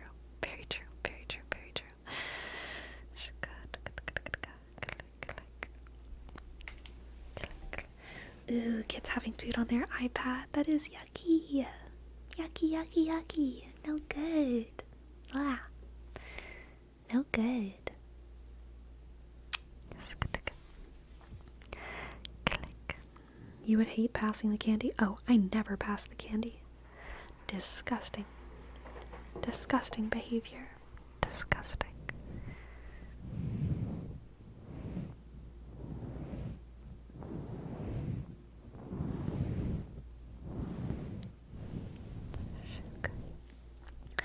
I hate when people eat and make loud noises with their mouth. Yeah, I don't mind the noises of other people eating too much, but there's specific things that whenever I eat them, the noise of it disturbs me. Sushi actually is one of those things. Any kind of sushi roll, the sound of like chewing rice in my own mouth is like kind of gross to me. And I'm not as cognizant of it unless I'm with other people. If I'm eating by myself, I'm usually like halfway dissociated. Like I'm just like watching Netflix, watching a YouTube video.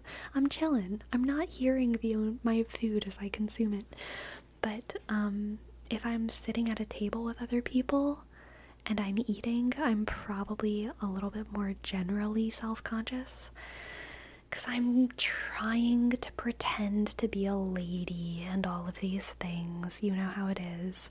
And so I'm much more cognizant of the sounds of my chewing. And I do not like the sound of chewing rice. It sounds gross to me. Pasta is pretty gross as well. Actually, bread is pretty gross too, you know? Being self-conscious when I eat, no good. Some things are chill though. Soup is chill, stew is chill. But yeah, hearing the food in my own mouth is oftentimes unpleasant.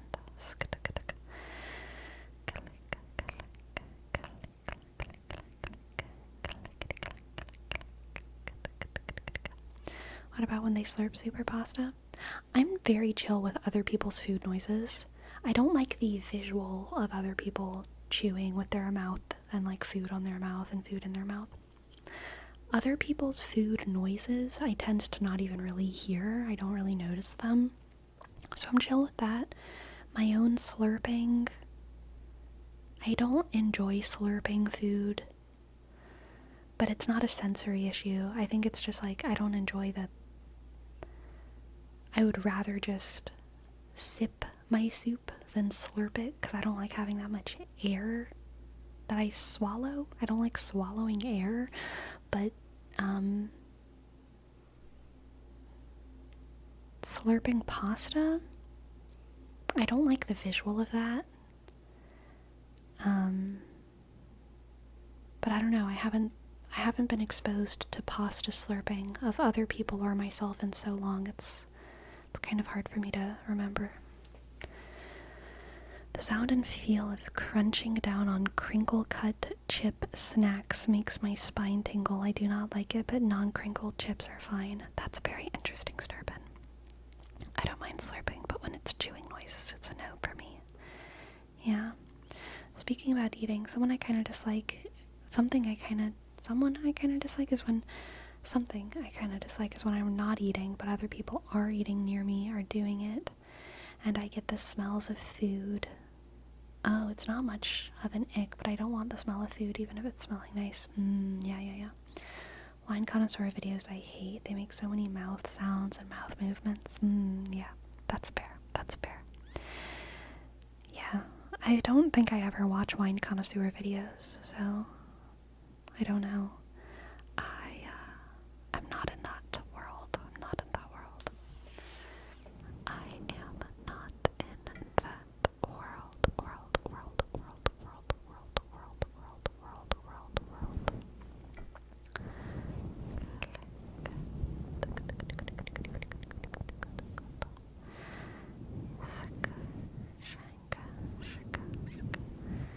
What do you dislike more, eating sounds or eating mouth movements? I don't care about the movements at all.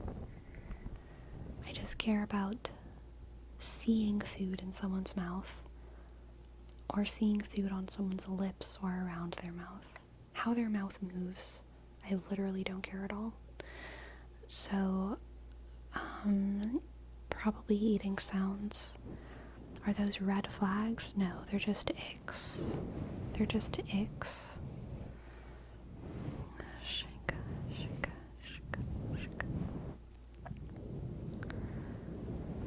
Does it apply to humans, or do you just like it when bird mamas feed their bird babies? It usually just applies to humans, but I will say if I'm watching like a very detailed like nature documentary where they get real close up and stuff, sometimes I do get grossed out.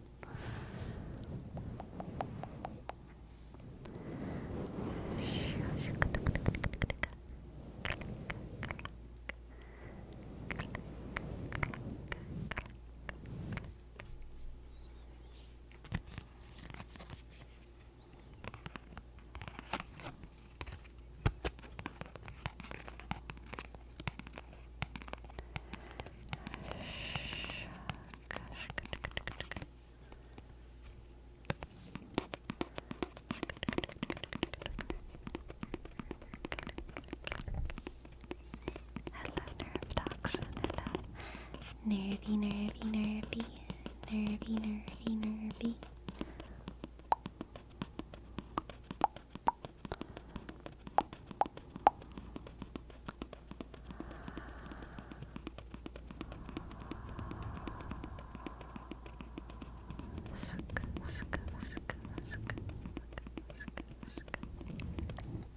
How did you like your third-ish, fourth-ish day of WoW? I really enjoyed it. I enjoy WoW. I didn't really want to stop, but I was so tired. I felt like we had to, but I'm looking forward to playing more WoW. Good night, MNC. Have you done dungeons yet? No. No. I think technically during like the tutorial section, I kind of did a dungeon, but it was like a super easy one. You're an MMO girly now. I don't think I qualify to be an MMO girly yet, but maybe, eventually.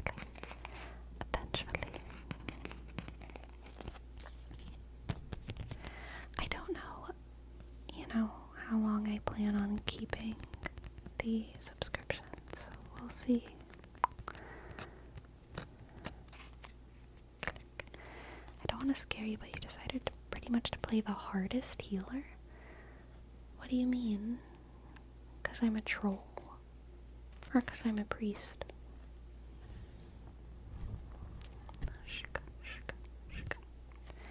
That guy Larry, thank you for your bits. Thank you for your bitty bits.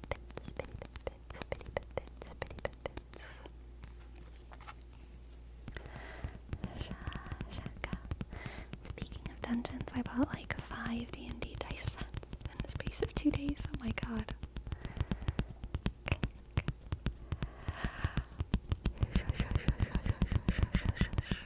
Discipline priest is notoriously hard. If you're good at it, you're amazing and nobody will ever die on you, but it's not easy to be good at.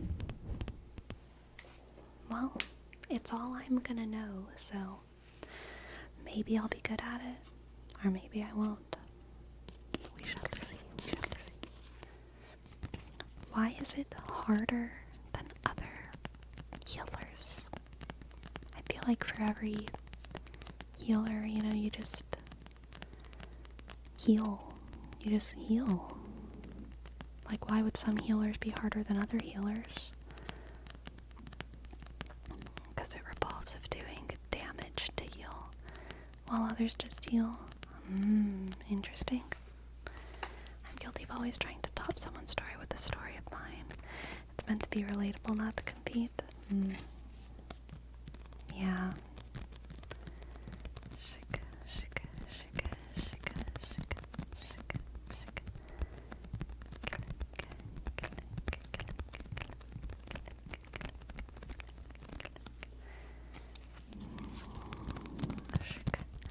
That guy Larry, thank you for your sub.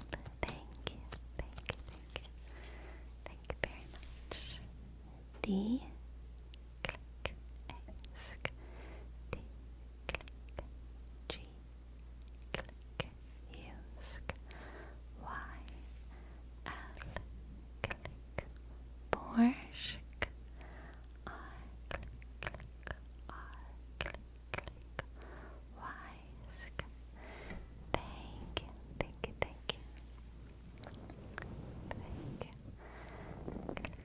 not true. In retail, the hardest healer is Restoration Druids. Although Discipline Priest is up there. I don't really care about what's hardest. I just care about what's fun for me. If you're looking for a more traditional healer, I would say Holy Priest is your best bet. I'm not.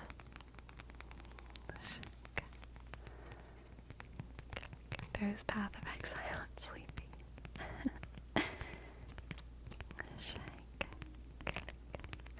Disc Priest throwing disc golf frisbees to heal. Very nice. I main Evoker and I'm mostly DPS, but when my guild needs me to heal, it's because I just throw orbs towards people and call it a day. I would suck a Discipline Priest. I love Discipline Priest. They're like the shadowy healer. Yeah. I'm just having fun. I'm obviously still learning. I just started playing WoW, so I'm too early in the game to think about optimizing for my playstyle. I'm just learning, getting used to pressing the buttons, getting used to doing rotations and stuff. Have you done the dragon races? I love them. Races? I've done like the courses, like the obstacle courses where you go through the rings, but I haven't done a race, I don't think.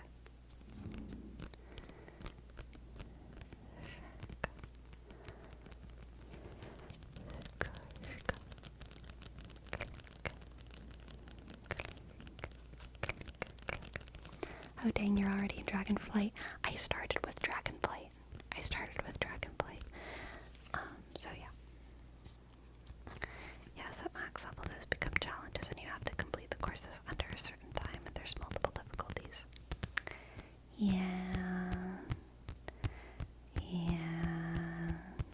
The challenge courses are too hard for me.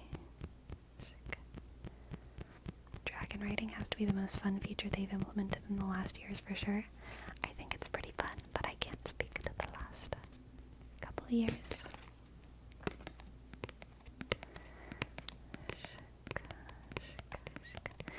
We helped bees and frogs. We did.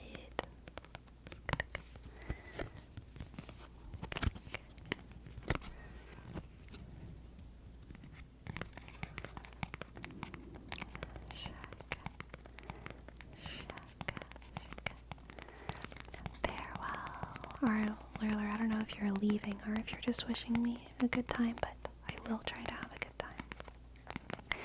Those are fun. You'll get used to it. If you like it, you'll be good at it. Yeah, I think so. If you have time, I would also try Classic WoW. I probably won't. I'll probably just keep playing what I'm playing.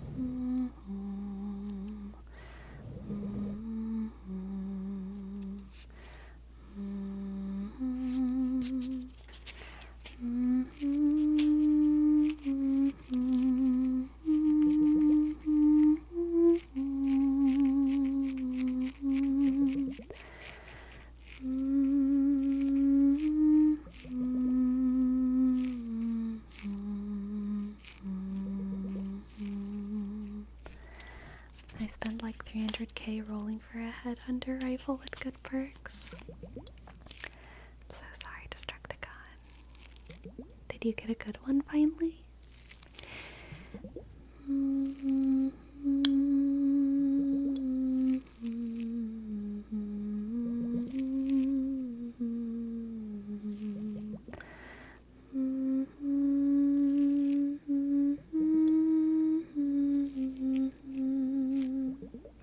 Hello, Black Platypus.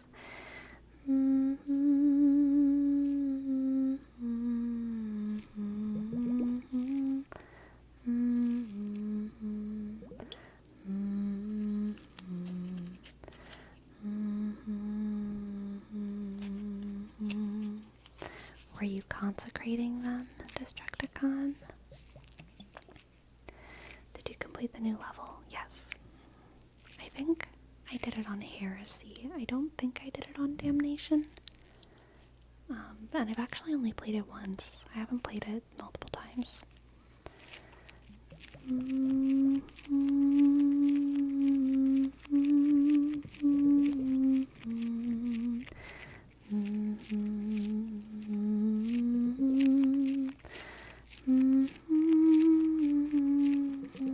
Heresy is 4 and Damnation is 5. So Heresy is the second hardest and Damnation is the hardest.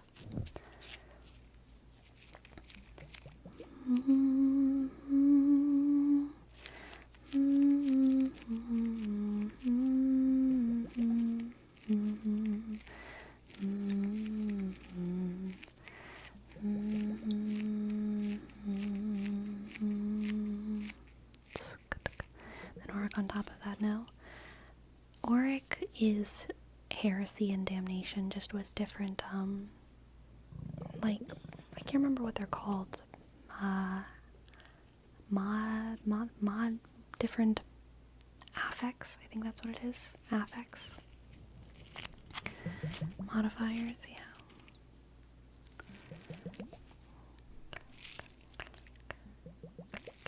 If I play with people, I like to play Damnation, but if I'm playing by myself, I play Heresy. I always do Auric. I can't do Standard. I don't always win, but basically the lowest I go is Auric Heresy.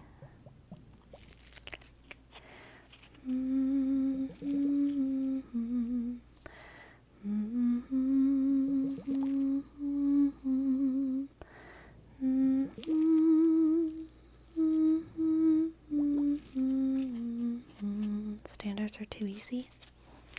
They're boring.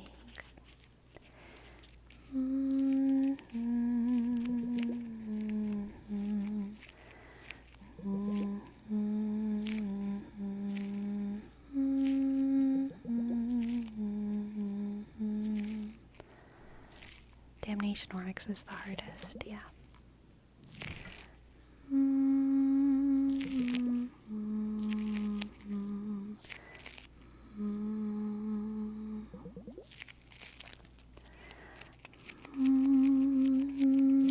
Have you tried them? Oh yeah, probably about 50% of the time I do Auric Damnations. And sometimes it goes well and sometimes it goes badly. Maelstrom is like the hardest. There's usually only one Maelstrom game going on at a time. Those I almost always lose. I think I've won a Maelstrom game like twice, maybe like once or twice. I've probably only attempted them like 5 or 6 times. But Auric Damnation, I can win for sure. Not every time, but like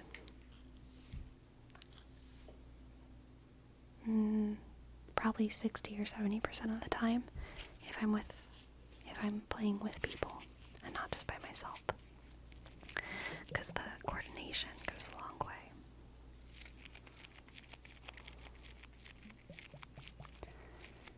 The moment someone goes down in Maelstrom, it does take a miracle to come back. That's for sure.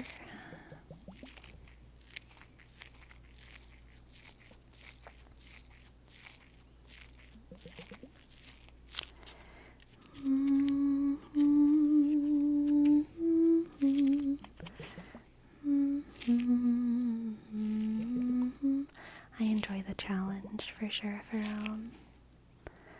would that be the same for other games too? Broadly speaking, yes.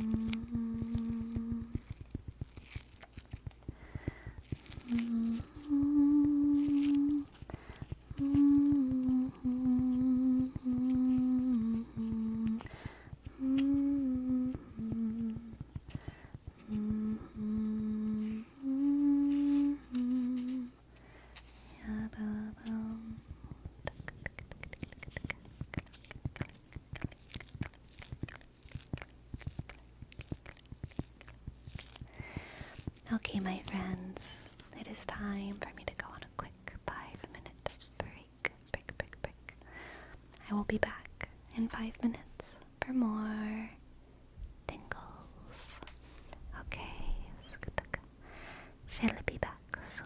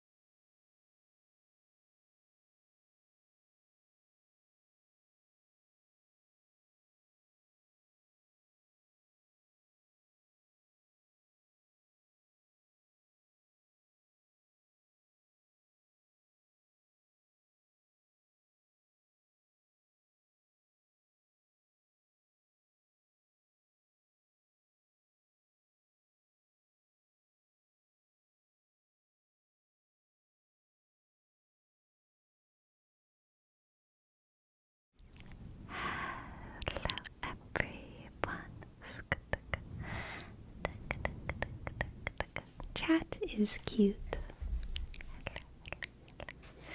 Hello Nrixs, hello CEO, hello Antilipia, and Fome, and Green Ninja, and Sono Bambo, and Haruki, and Hobo Scare. Sleepy, this is police. Can we have a word on why there's a body in the room? There's actually 2 bodies in the room. One of them is me and one of them is them, and it's very normal to have 2 bodies in one room. Actually, so I don't understand the issue. You might have to ask a more specific question. Sorry.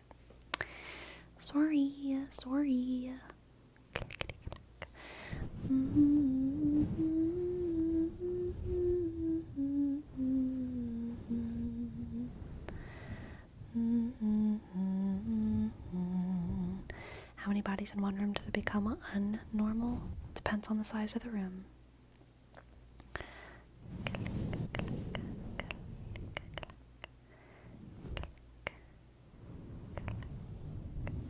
Do you got some ice cubes? No, alas, I don't.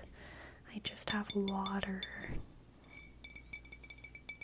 I just have water.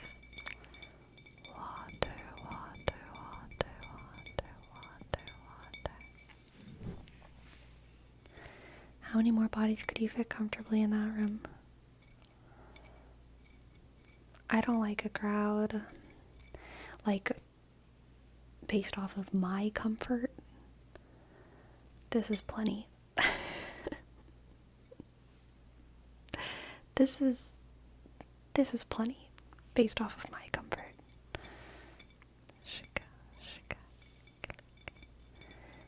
Yeah, boom, boom, boom, boom.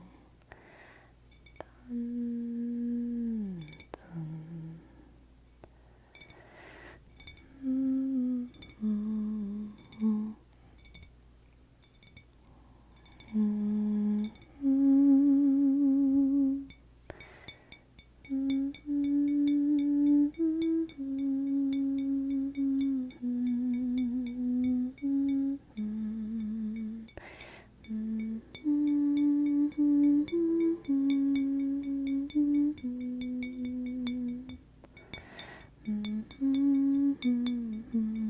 Has it gotten a bit cooler lately, or is it still hell? So, the heat wave was bringing us around 100, high 90s, consistently. Now we are high 80s, 90s. Earlier this week, it said that the temperature was gonna go down. It said that we might get to like mid 70s, you know?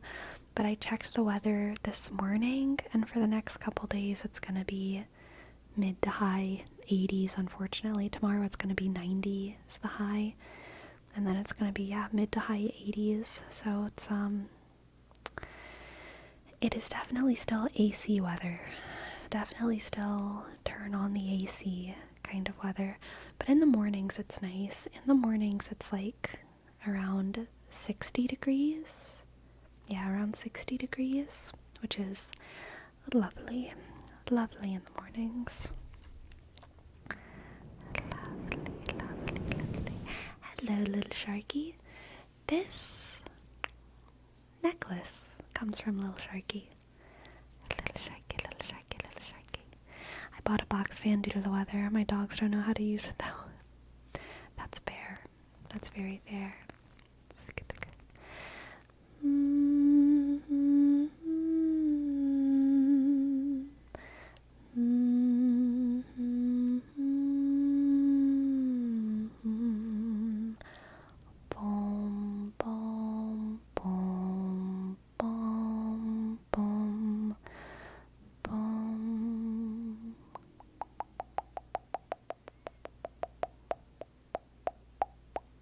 Yours look cute on your head too. Thank you. That jar with the water reminded me of the glass cups with water that you can make sounds. Glass cups with water. Like, crystal singing. What do you call it?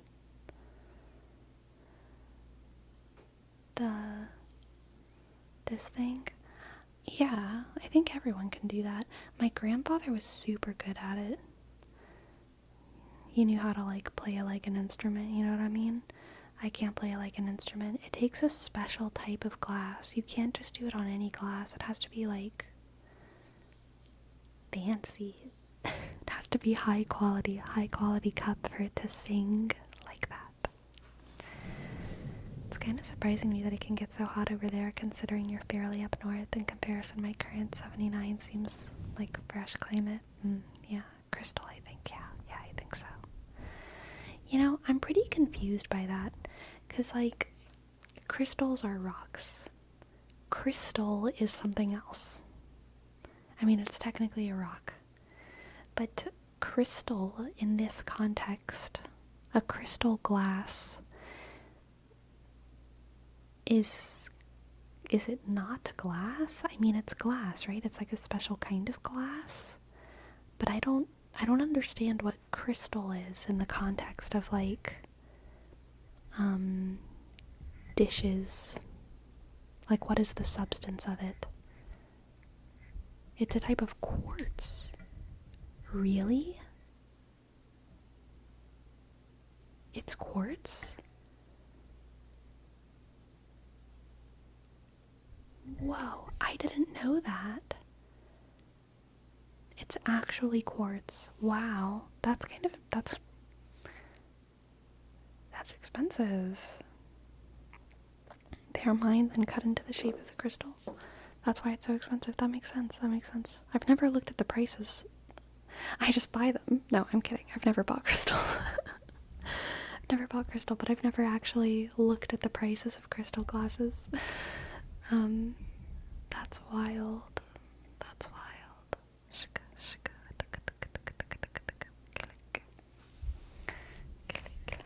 How much is a banana? I don't know, like $20?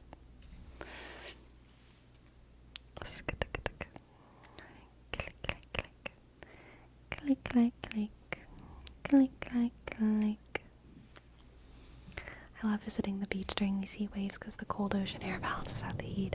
Yes, it does.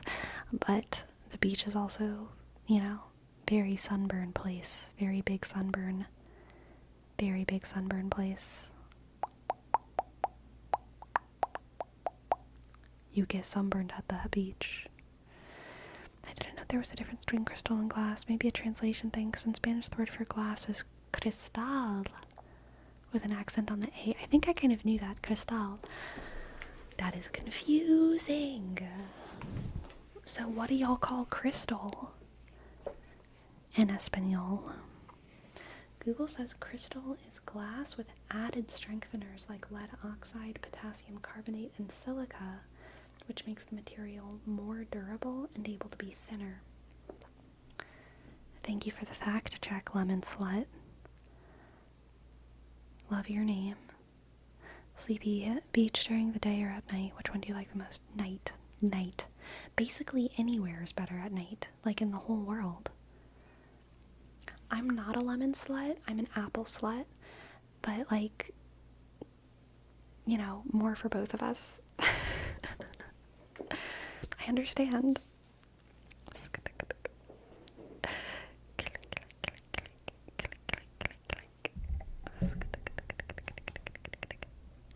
I swing both ways. Apples are great too. They sure are.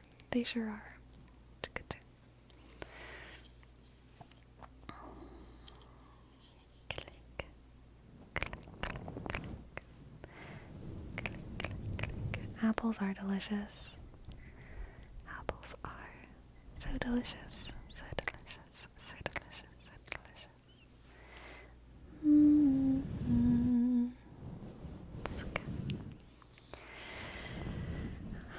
I do not like apples as much, but I guess more for Sleepy. Yeah, y'all, I have been struggling this week because I have been honestly working out very consistently this week, which is good. I feel very good in my body. But also, I'm so tired of protein, and I feel like I'm probably going to take a couple days off from the gym. Usually I only have 2 rest days in a week. Really more like 3. 2.5, 3, I don't know. That doesn't really make sense.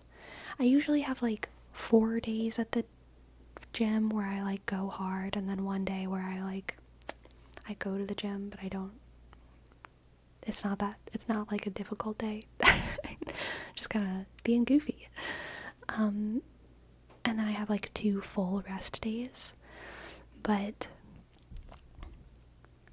I might take more than that this week because I'm gonna be pretty busy for the next couple days.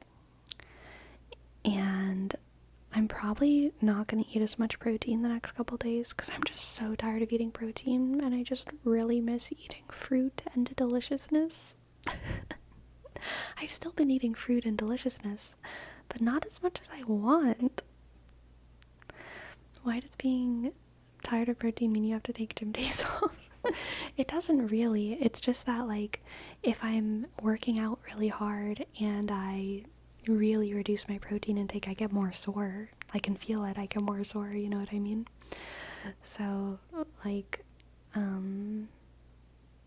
feel like I have to eat more protein on the days that I work out if I don't want to be more sore. But it's not like I have to take gym days off because of that.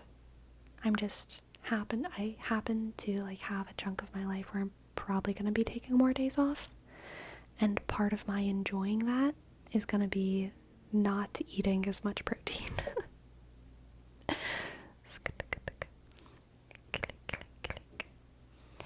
Sounds like you're listening to your body. I'm trying every day.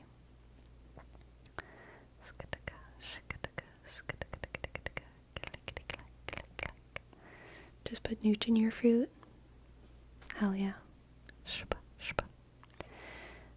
Are you tired of gym? No, I actually have such a good time. I'm still having such a good time every single time that I go. It's like very fun.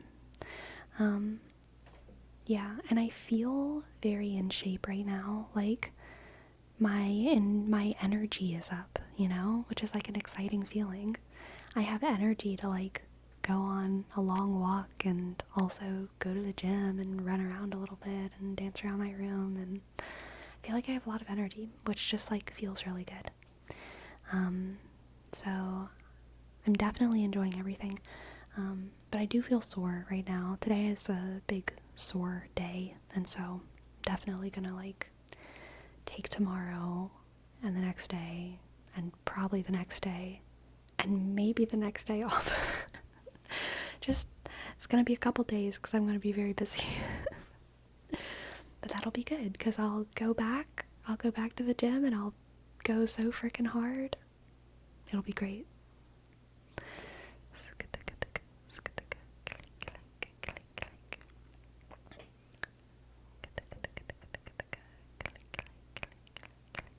Today is a sword day? I don't know what that means. That energetic feeling is unmatched. It really is. It's exciting. It's exciting.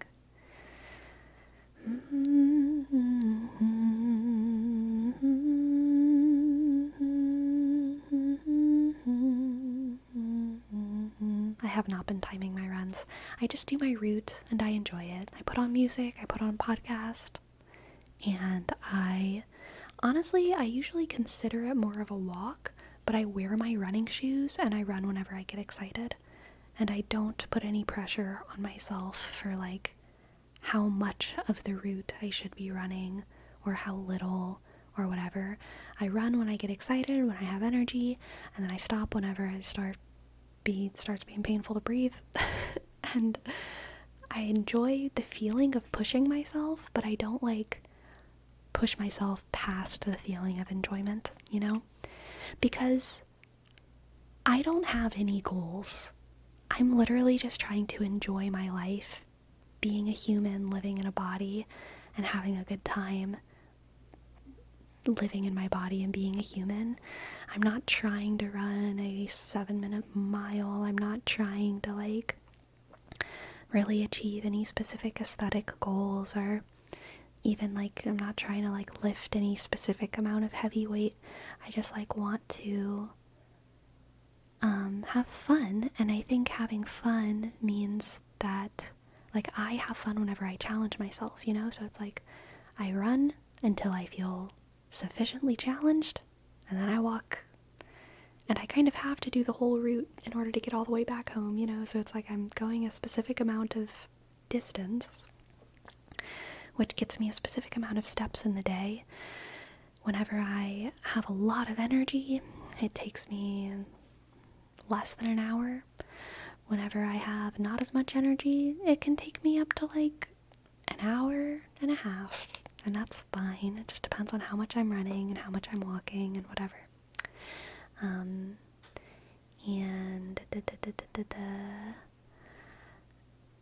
yeah, just enjoying it. With the extra energy. Are you still always slightly sleepy? Oh, even with the extra energy, if I sit on a comfy bed and put on ASMR, I'm out. I'm out.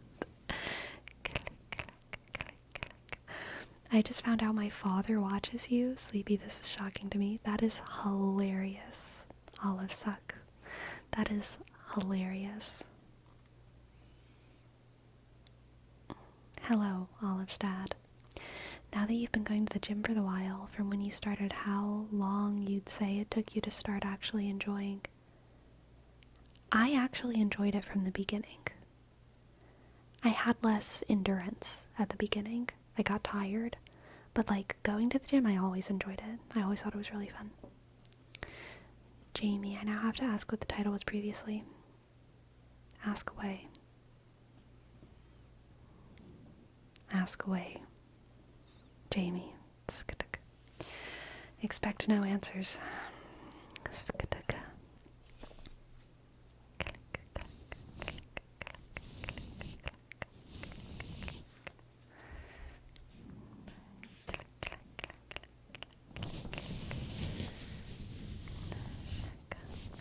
What was the title previously? Nope. You can't win any answers just by being cute, okay? I just remember the tee-hee part of the title.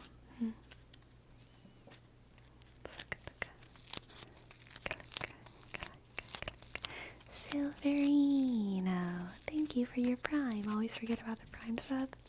Yep. Got that Prime sub. Thank you. Thank you for using it on me. I forget my Prime sub a lot too. SIVISHK_ISK_RINO_211.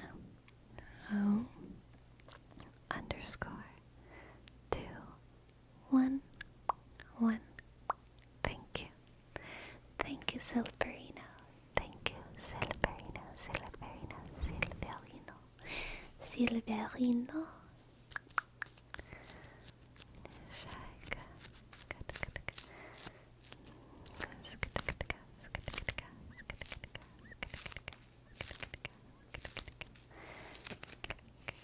Oh, thank you, Lemon Slut.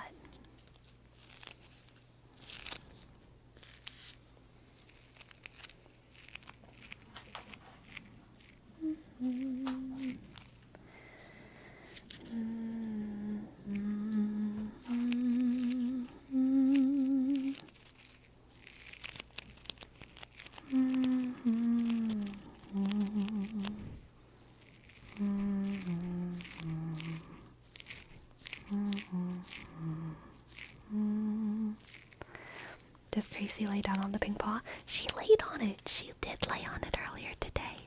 It was so cute. She was all curled up there. It was really cute. It was so cute. She's obviously not there now, but she knows about it now. She knows about it. She has sat on the paw.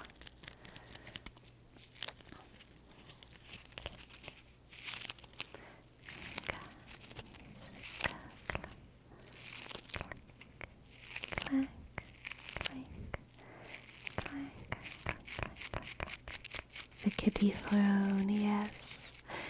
She has dipped her her tiny toe beans on the giant toe beans.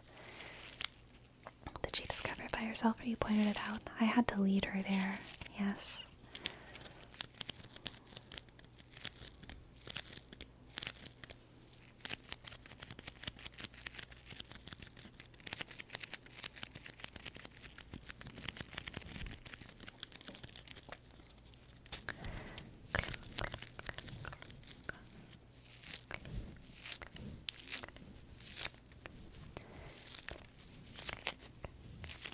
Is her preferred spot still the window? Yeah, she's sitting by the window right now. I'm just imagining a lot of "come here, girl," and for my cat, there is some. Oh, hello! Did you know we were talking about you? She just ran in here. What is it, girl? There's definitely a little. Come here, girl, come see. There's definitely a little bit of that, but it's also a lot of like, I don't do too much, but I do to talk to my cat. Hi, what is it? Did you see something outside the window? Do you feel like you need to be all talkative now? Do you want to come sit on the chair? She's brushing all up against my legs. She has answered the call, definitely. She's responding to the call. Yes, yes, yes.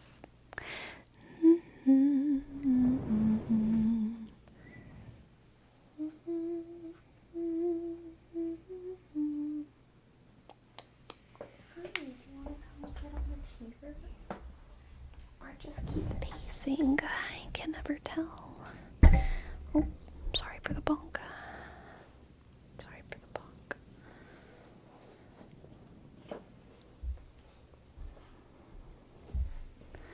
Shunk, shunk. I think Gracie enjoys lying next to the body. Yeah, she does enjoy the body. That's for sure.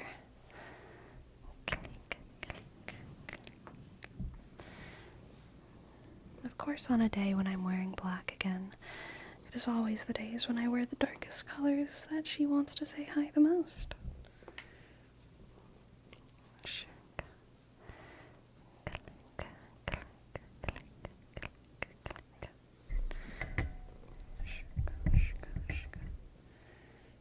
Do you want to get comfortable and be stream featured, or do you want to run around? I cannot tell.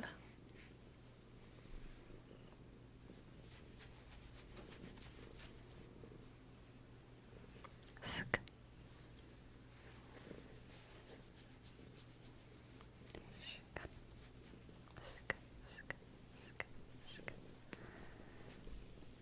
I love randomly tuning into a sleepy stream. A mysterious title, a toe bean cat summoning, and now she likes to lay next to the body. Every stream is a myriad of wonders. You know it.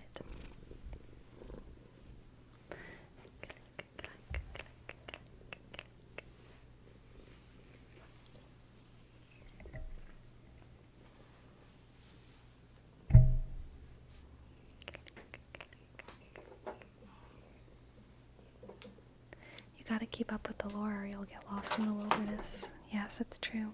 Okay, she's jumped back onto the floor.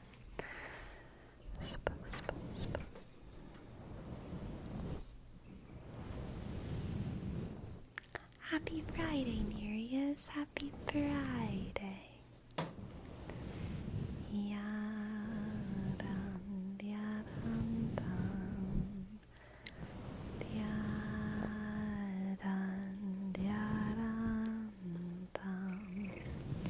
Sleepy, quick check on how much fur she left on your pants.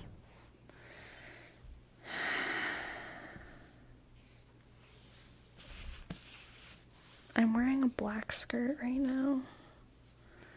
So, and it's kind of sticky. My skirt's like a little bit velvety, so it's hard for me to grab it, but that's what I could grab easily. But there's still plenty stuck on me.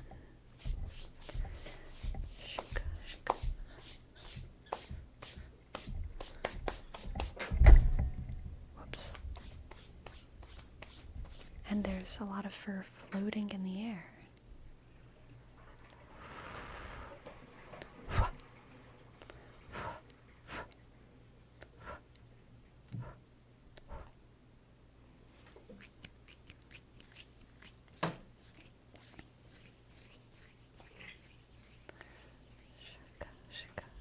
It's floating in the air. You're throwing it all towards us? Yeah, breathe it in. Enjoy it. Usually, how do you clean the fur? Have you tried with a glove? I have a glove, and I have a brush, and I have a comb. And I kind of interchange them. She's moving the microphone out of the way. Because she wants to be in the middle.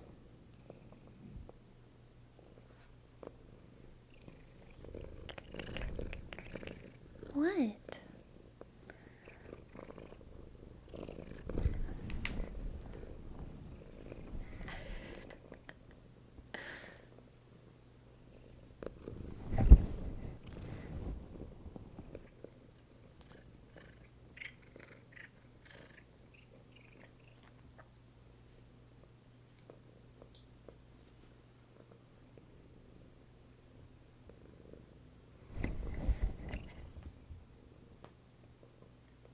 What?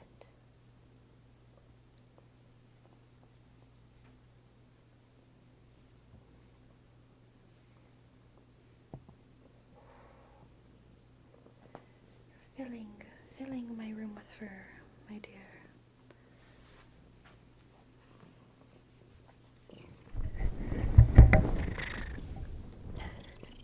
Sorry if her purring is a little bit loud. she gets intense with her purring.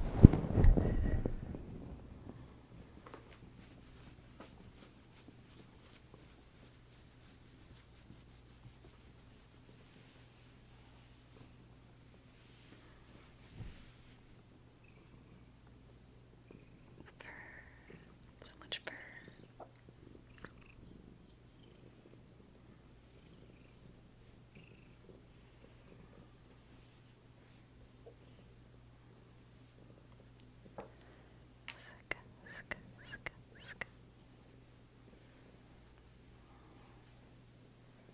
Did you just salt bay cat fur? I don't know what salt bay means. Is doing this salt bay?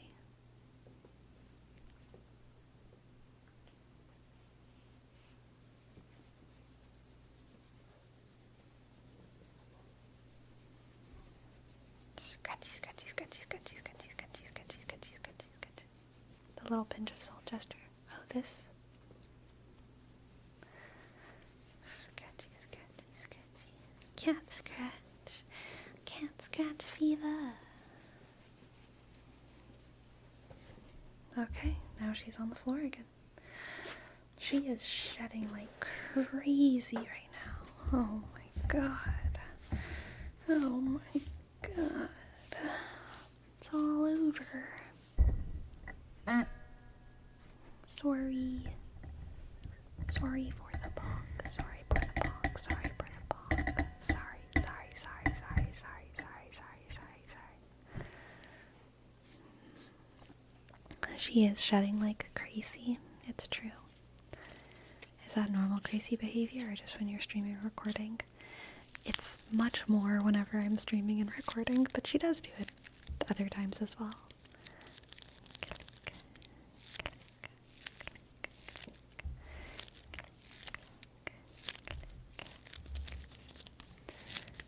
Did she just leave? I don't know where she went. I think she fully left the room just now. She just came and left in the blink of an eye. My kitty would do the same whenever I'm talking on the phone. Nice.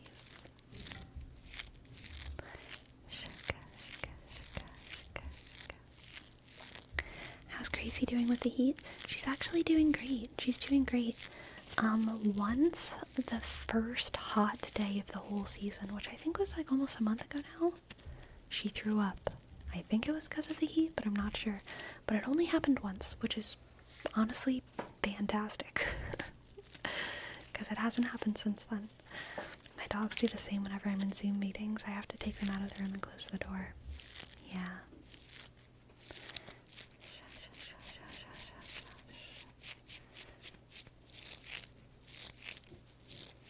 Throwing up due to heat, that's some high level heat exhaustion. Yeah, I'm honestly not sure if it was heat or if it was allergies or if it was a combination of heat and allergies and increased shedding that she groomed off of herself. Because it only happened once and it was the first day that it hit like 80 and it's been much hotter than that, it makes me think that it's not just heat exhaustion. Probably more food or allergies unless she was standing in the sun. Yeah, she wasn't standing in the sun. She was inside all day. Click, click, click. Have a good night, Jamie. Farewell. Thank you for stopping by. Thank you, thank you, thank you. Thank you.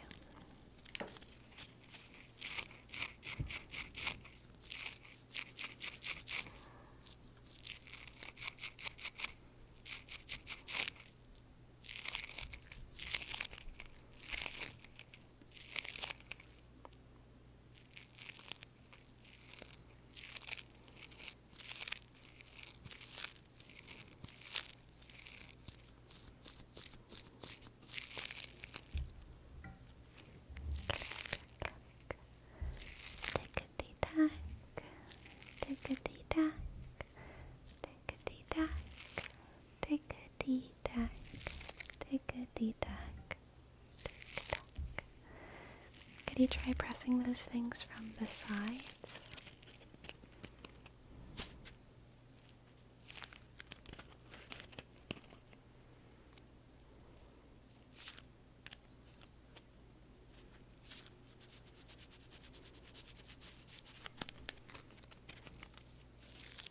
I don't like it as much.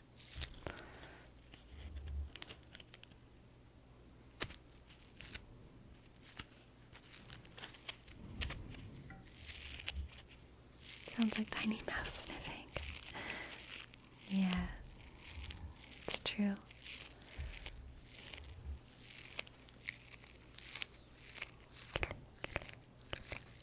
Click, click, click, click, click.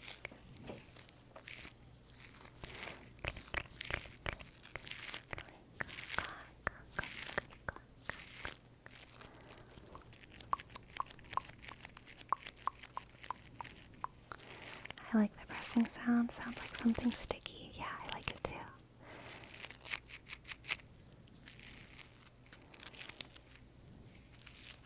Sticky. Sticky. Sounds like I'm walking through some goopy floor. Ah, I love that. Yes, walk through the slime floor. Take careful steps upon the slime floor, lest you become consumed.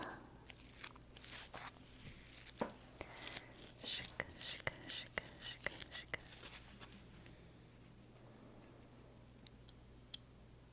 Shika, shika, shika.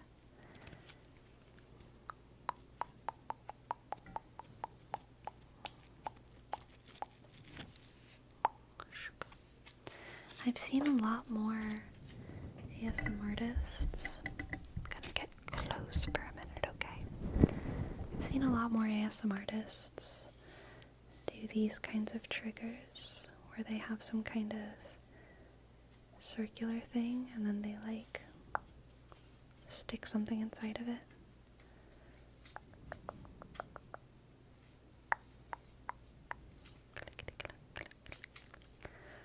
Me after slaying the beast of Nrixs and walking on the floor. Yes. Look at the microphone. Look at the microphone. Look at the microphone. Look at the microphone. Look at my face. Eye. Look at my eye. Look at the shelf. Look at the star. Look at my piano keyboard. Look at my yellow sleeve. Look at the microphone. Look at the microphone. Look at the microphone. Look at the microphone. Microphone, microphone, microphone, microphone. Squeeze it.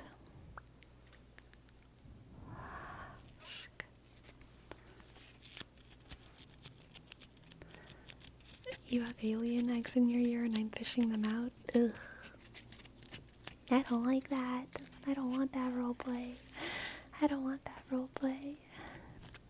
Brother Jigs, thank you. Thank you for your sub. Nice to see a Friday stream. Yes, yes, it is a Friday stream. Thank you, Brother Jigs. B, click, click. I, sk, O, T, H, E, sk, R, click, J, sk, I, dot, G, click, G, C, thank you. Thank you. Thank you, thank you. Hello, donuts. Hello, donuts. Donut, donut. Donut, donut. Donut, donut. Tony, Tony, Tony. Maria. I just met a girl named Maria, and suddenly that name will never be the same to me. Maria, I'll never stop saying Maria. And da da da da da da da da da da.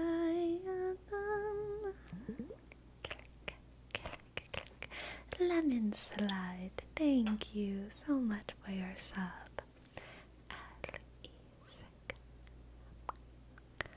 L-E-S-K O-S-K N-K S-L-U-S-K T-S-K. Thank you. Thank you. Thank you. Thank you. Thank you. I finally found an ASMR streamer that doesn't like the microphones. Yeah, I like to clean my microphones off stream rather than on stream. You know what I mean? Click, click, click, click.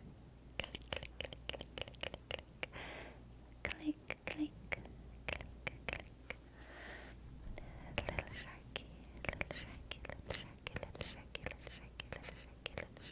sharky, little sharky, little sharky, little sharky, little sharky, little sharky, little sharky. We haven't done camera movement in a 1 second. You're correct.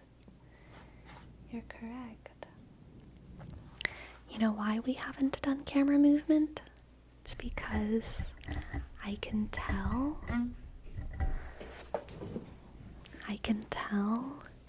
that you've been feeling a little bit unstable, and I want to be careful with you, okay? I want to be careful with you. I don't want to hurt you or anything. And I can tell you've been feeling kind of unstable. Whoa, whoa. Hey, hey, hey, hey, hey. Shh, shh, shh, it's okay. Come back. Come back. It's okay. It's okay. It's okay. You don't need to fall over, okay? Just lean a little bit. Lean and then go back. Good. Good job. Good job. Now let's try to lean you back. Let's lean you back. Let's lean you back. Whoa. Whoa. Be careful. Be careful. Be careful. Be careful. Come on. Come on. Come on. Come on. There we go. There we go.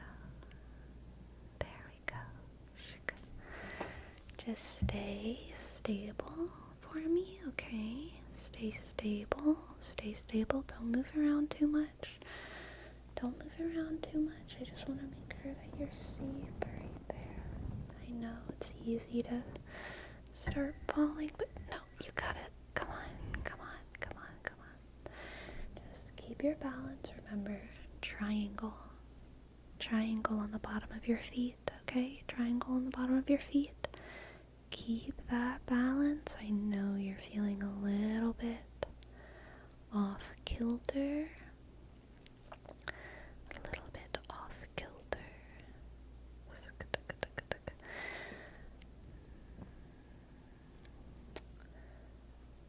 Once my acting professor, one of my greatest acting professors, told me, you know, you're not really an ingenue type. You could be, but you're really not. You're a little bit too off-center. He always cast me as,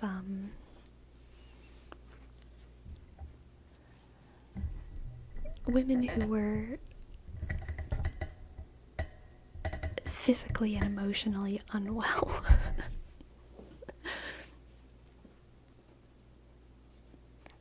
Which, honestly, way more fun. Way more fun than just being a pretty girl, okay? Way more fun. What a thing to say to a student. That's how theater school is, though, okay? Like, it's not mean of a professor to tell you, like, you know, you play insane people. Like, that's what you learn in acting school. You learn your type. You learn your type.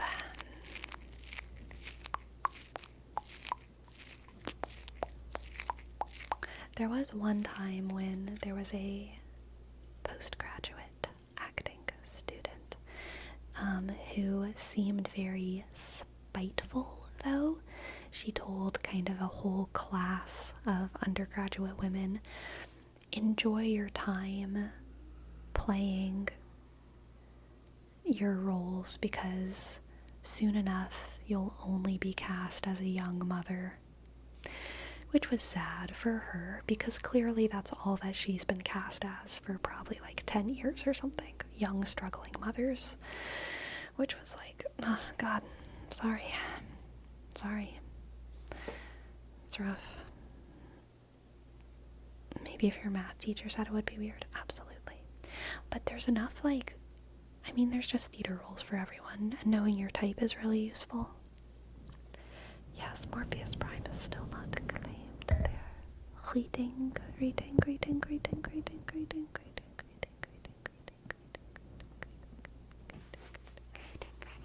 Echo. What Narcissus says goes. Narcissus says I float away. What Narcissus says goes. Narcissus says I float away. What Narcissus says. Oh, the things I've never said. What Narcissus says, I float away. Interesting topic. You think theater people get frustrated with the roles they get stuck on, or do they prefer having the usual type of role? Depends on the actor. Everyone's different. I went to go lay down with my dog and she sneezed on my face. Oh no. That's rough.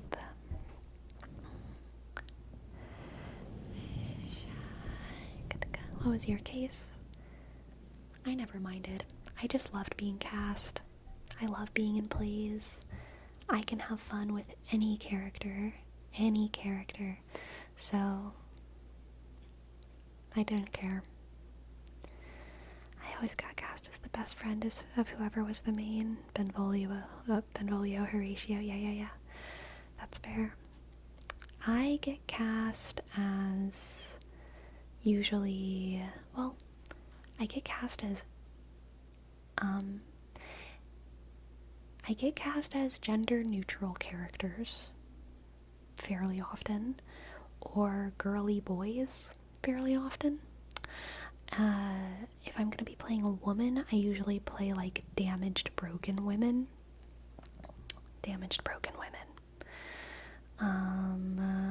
I have played a couple young mothers, and then also just, what else have I played? Whenever I was younger, I would play like precocious teens or whatever a lot. I've played fairies and things like that for sure. I don't often play like a main love interest. And if I do, it's usually a story about an insane woman, not like a good love interest. a complicated love interest.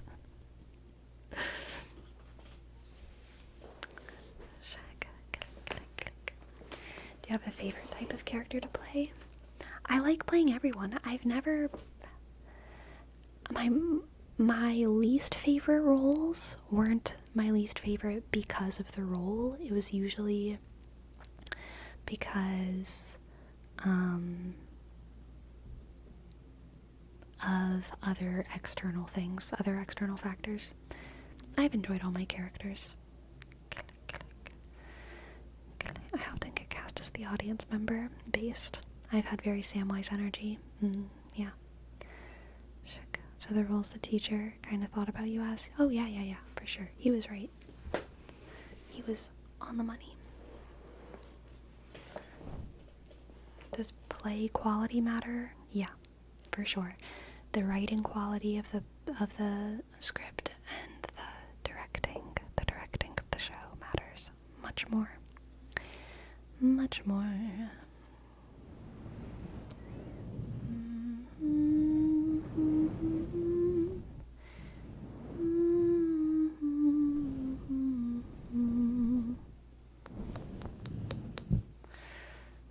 One of my favorite playwrights, whose name I can't think of right now because all I can think of is Christopher Paolini and Christopher Nolan, and neither of who are playwrights. Do I have it?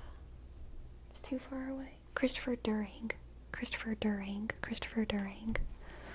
I've been in a number of his plays, and all of his women are unhinged, and I love his work. I love Christopher Durang's women.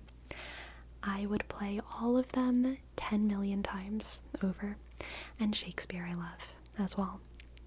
And all of Shakespeare's women are deeply complicated and intellectual and interesting, and even Shakespeare's dumb women are intellectual. The reason that Shakespeare's dumb women are intellectual is because there's no filter for any Shakespearean woman. They always know how to put voice to their feelings, even if their feelings are dumb and illogical. Man, do they know how to communicate them. And so I always have fun with Shakespeare, for sure. Do you mind if you're playing a small role or a main character? Do I mind? I mean, it depends on the show. If I keep getting called to rehearsal when I shouldn't be, that's definitely a pet peeve. But like, during the actual run of the show, small roles are oftentimes like the best ones. Like, because you have such specific moments to shine. You usually have a lot more freedom with the role. Yeah, small roles can be super, super fun. Yeah. You get to be the show and watch the show. Yeah, exactly. I do think the director matters most, for sure. It's less pressure. Yeah, that too. A good director can make a bad play fun, or at least tolerable, yeah. So, in general, I enjoy smaller productions with smaller casts. I love a show that has a cast of less than 10 people, and usually shows of that size, there's not really going to be small roles. There's going to be really, really big roles, and then like a lot of medium roles. Those are generally the kinds of plays that I like the most, and the kinds of plays that I like the most have like 1 to 3 people in them, and all of them are fun roles. Like, that's my favorite thing. So like, I don't generally gravitate towards like massive plays where it's likely that there even exists roles where you like walk on stage and say blah, blah, blah, and then go away. That's generally not the kind of show that I'm even auditioning for. So I don't worry about it too much. If there's a play that I love, I audition, and if I get a part, I know that all of the parts are good. So I'm happy to play any of them. Shaka, shaka, shaka. Shaka, an interesting point. Whenever you played a character, did you prefer to add your own spice or just stick to the script? You do both. You do both.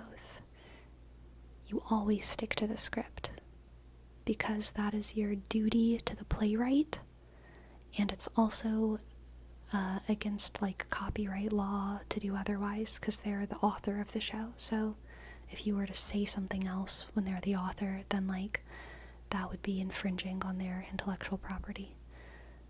But the point of live theater is to bring your own energy and your own perspective and your own history to the role, and no two Hamlets are the same, and that's why we go and see it more than once. And yeah, the point is to be yourself in a set of imaginary circumstances. So sticking to the script does not mean being a robot. It means being yourself.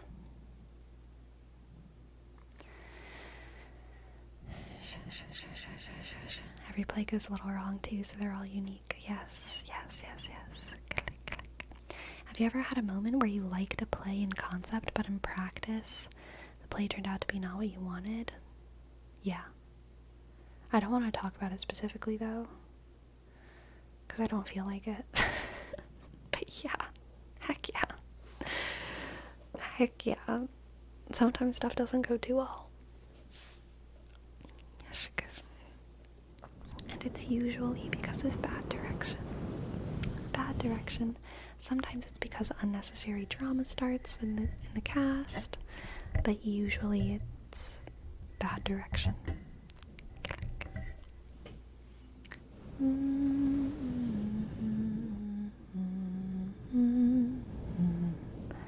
Was that a common occurrence? No. There's a smudge on my glasses. I don't know what it is, but my glasses have been hurting my ear lately. Like way, way more than they ever have before. I don't know what I'm doing that is making my glasses hurt my ear. Hurt my ear, hurt my ear, hurt my ear, hurt my ear, hurt my ear.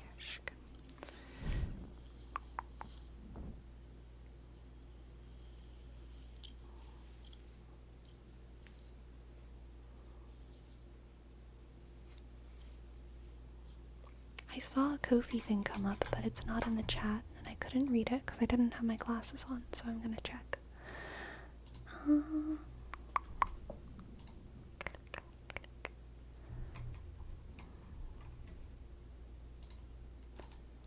Sassy, can I get a reading? It's been a while. Absolutely, you can get a reading. Thank you so much for your tip. I would love to give you a reading. I would love, love, love, love, love, love, love to give you a reading.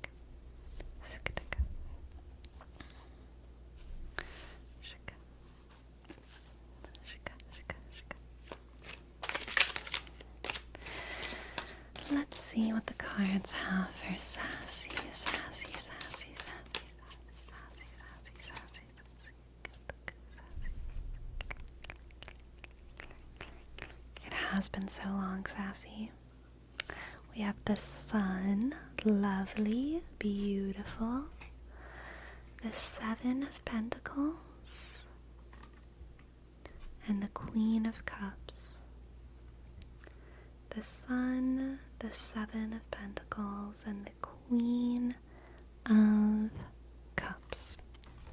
Okay, Sassy, this is you reaping the benefits of love well spent. Okay?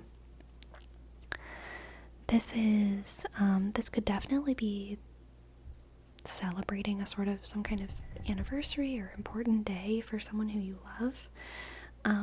But it could also be you seeing the results of you guiding, a younger cousin, a younger sibling, someone who you love, someone who you have this Queen of Cups relationship with, which is just very dedicated and nurturing and loving. And yeah, the Sun and the Seven of Pentacles makes me think that you're celebrating their progress in a way that you know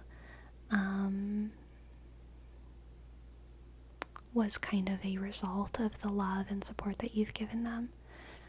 Among other things, of course, like their own skill and passion and everything that they bring to the table. But yeah, I think it's just like you sharing in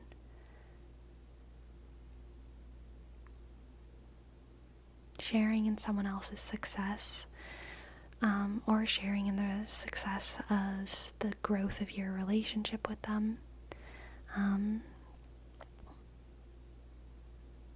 a very, beautiful way.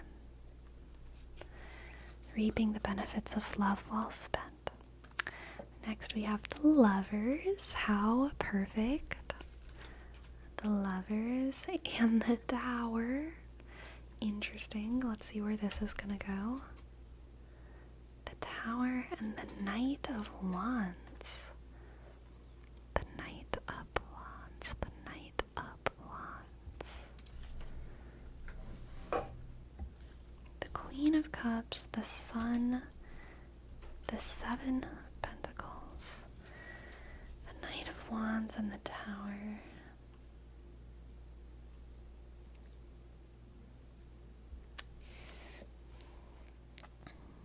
I'm getting more of a sense that this is something romantic, sassy, and I think that this is the kind of relationship where you have to celebrate every single, what do you call them? Like points on a timeline. Every single point of progress. Because I think that either you or the other party is pretty volatile. Milestone. Thank you. Perfecto, Hagen. Thank you. That is the word. You have to celebrate every single milestone with this person. And I think it's because either you or the other person, or just some kind of part of your life, is very, very volatile, and the relationship is something that neither of you can take for granted ever, because you recognize that things could always go pretty wrong. Things could always go pretty wrong. But the love between you two is so genuine and passionate with that Knight of Wands. I think there's a lot of passion, and just a lot of true appreciation for one another, and also a willingness to work really, really hard. With the Queen of Cups and the Seven of Pentacles, a willingness to work and a desire to see things through, and I think that you both know that you love one another, even though you also know that probably things are never going to be easy, okay? Things are never going to be easy. Hugo, thank you for your prime. Thank you, Hugo. H, click. Usk, G, click. Osk, underscore. Big O, W, click. L. Thank you. Thank you, thank you, thank you. Thank you, thank you, thank you, thank you, thank you. Thank you. Click. I hope Kofi's okay. We'll see. Kofi is being super late. But yeah, I think this is gonna be a difficult, but like freaking trying to think of a famous author who writes romance as well. A Shakespearean romance. Romantic, worthy of the stage, okay? Identified man. Sassy. Not an easy journey, but a beautiful one. Honestly, I just got like this, like,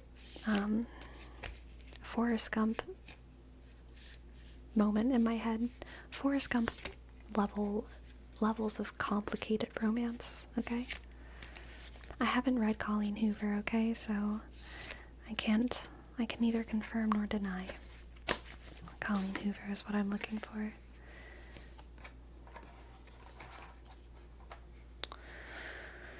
The shot. Shot to the heart, and you're to blame. Is it darling or honey? Darling, you give love a bad name. Da-da-da-dun, da-dun-dun-dun. Oh my god, bunny. Hello, Raiders. Welcome in.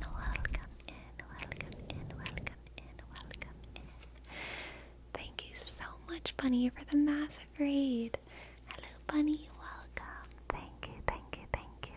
I hope you had a good stream, and welcome, everyone.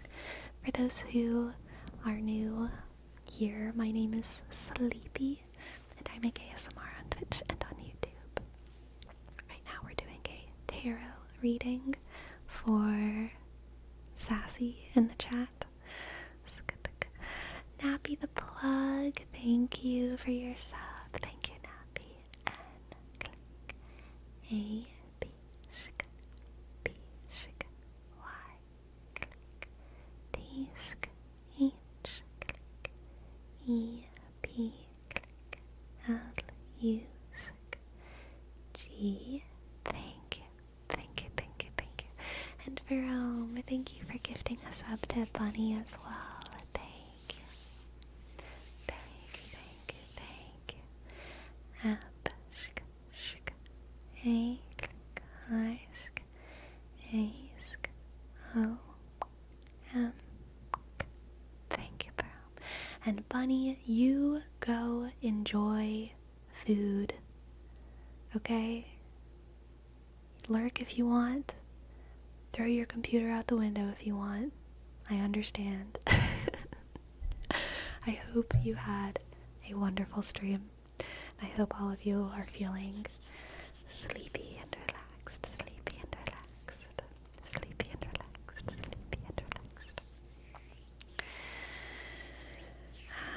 Throwing computer out the window is a great idea. Yeah, be careful. Don't tempt me. Don't tempt me.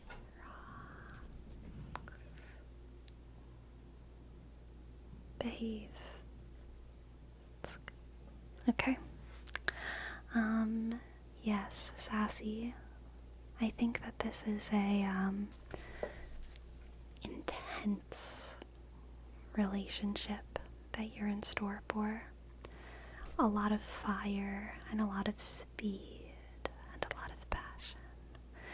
And I think the most stable thing about this relationship is the intensity of willingness and dedication that y'all have to try and make things work, despite the, I think, myriad uncontrollable aspects of your life with them. I think there's just a lot that is complicated and a lot that is out of your control that is always making things scary.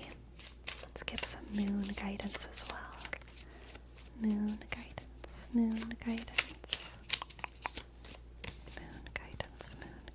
for Sassy. Shk. Click. We have Azariah, creativity and alchemy. Fortune and prosperity go hand in hand, as does your ability to sustain what you already have. Fortune and prosperity go hand in hand. Interesting. I think this is saying that don't let good fortune destabilize you.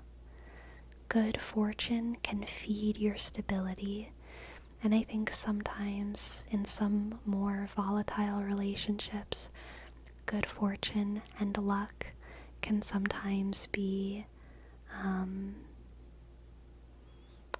processed or used in a way that actually destabilizes the relationship. But I think prioritizing stability is going to be the most important thing for you. So even whenever there's great fortune and great luck, try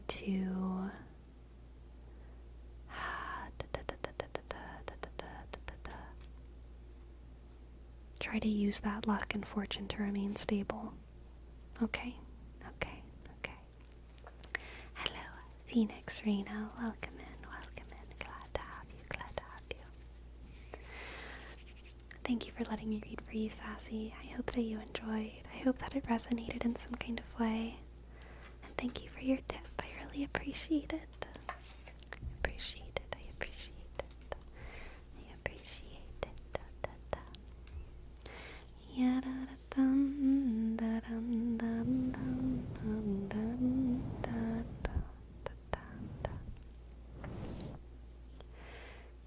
I peep Akatar series in the background. Girl, we got Akatar and Throne of Glass.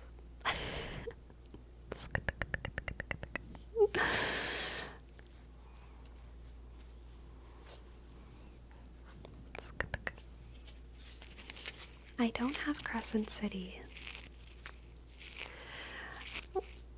We're Reese girlies. Dude, Reese is good. I like Akatar more than Throne of Glass. I do really like Throne of Glass, but I don't like my favorite boyo in Throne of Glass is Dorian. And I don't even like Dorian that much. But I do like Dorian. Dorian is way more of a personal heartthrob for me than Rowan or Kaol. Kaol, I can't. I can't with Kaol. Kaol reminds me of people I've dated too much. I can't with Kaol. Kaol is the archetype of person that in real life, I think usually likes me, but I don't like them. Now, he sounds very attractive, okay? Captain of the Guard. I get it. I'm sure he's very charming in real life. Kaol, even though he's a fictional character, in real life I'm sure he's very charming. And I might fall for a Kaol in real life, but man,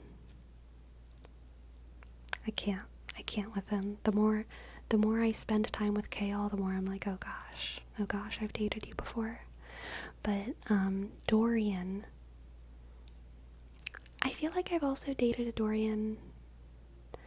Have I even really though?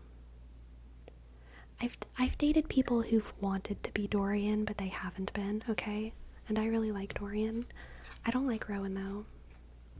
I don't like Rowan that much. I'm not a big fan of Rowan.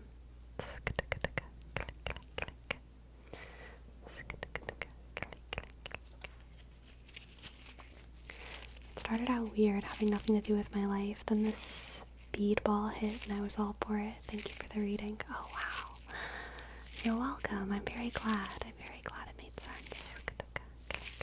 They want the Dorian vibes and they fall short. Yeah. It's like there's been people who've had the Dorian aesthetic and maybe even had the Dorian potential, but they're not evolved enough yet, you know? All Rowan had going for him is his emotional tattoo. That's true. I mean, getting tattooed by a man sure sounds like an intense experience, but Rowan's actual personality is like mid. It's like super mid. Reese has a better personality. Even freaking Tamlin has more personality than Rowan, I think. I don't hate Tamlin. I can get behind some Tamlin moments. I know he's like a bad boy, like an actual bad boy, like a toxic bad boy. But he has his redeeming qualities. Tamlin has some redeeming qualities.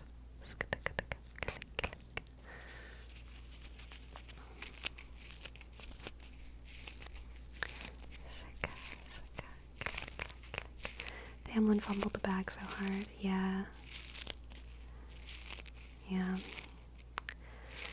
I feel like Tamlin is a much more toxic version of Kaol, kind of.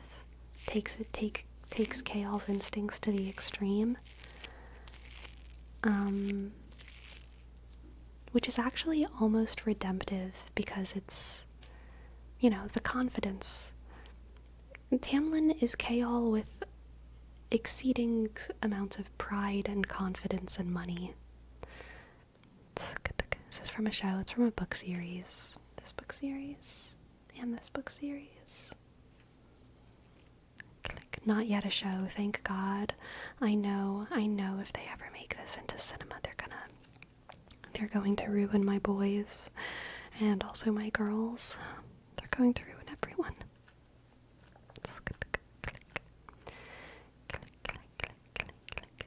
I will say, spoilers for Throne of Glass, okay? Spoilers for Throne of Glass. I'm saying it now. Spoilers for the entire Throne of Glass series. Spoilers for the entire Throne of Glass series coming up, okay? I have a deep suspicion that Irene is going to end up with Kaol. I'm reading Tower of Dawn right now. I have a strong suspicion that Irene is going to end up with Kaol, and it is frustrating for me because in Tower of Dawn, Irene is definitely my self-insert character. 100%. I am no Selena Sardothian. I am much more of an Irene. And man, oh man, I understand. The gravity between the Irenes and the Kaols of the world is strong, but I don't want it. I don't want it.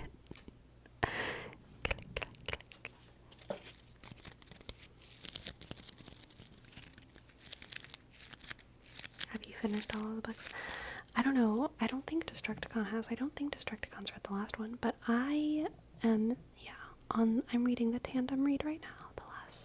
Or the 6th and 7th, right? Before the 8th.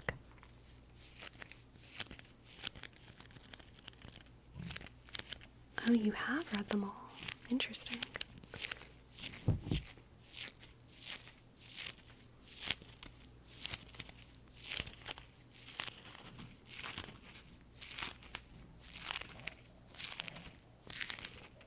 Are you further than the 3 1/3? What? Kingdom of Ash was surprisingly hard to get? Like hard to acquire or hard to understand?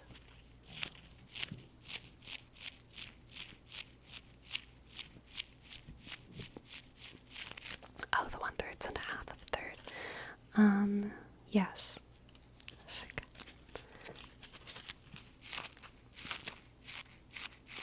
I'm probably about halfway through the tandem read right now. I have not read Fourth Wing. Fourth Wing isn't on my list. I want to finish Throne of Glass, and then I still have the last 2 Akatar books to read. And then I want to probably take a break from Sarah J. Maas before I do Crescent City. I kind of want to read Serpent and the Wings of Night because I've heard such good things. I kind of want to read Red Rising because I've heard such good things, but I also have like a stack of nonfiction books that I'm really interested in right now that I want to get through. Golden Oreo.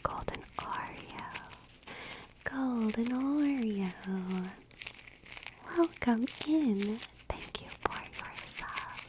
Golden Oreo. Click G, click O, L, D, E, and click underscore. O, R, click E,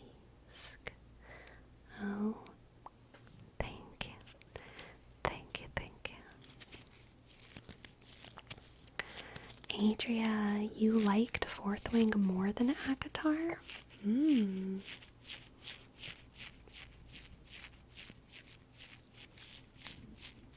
I've heard such polar opinions on Fourth Wing. I'm like resistant to it, I think, for that reason.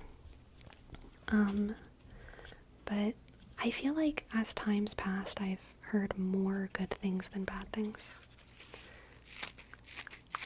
Nrixs, thank you for your tip, Nrixs. Thank you so much. Thank you so much.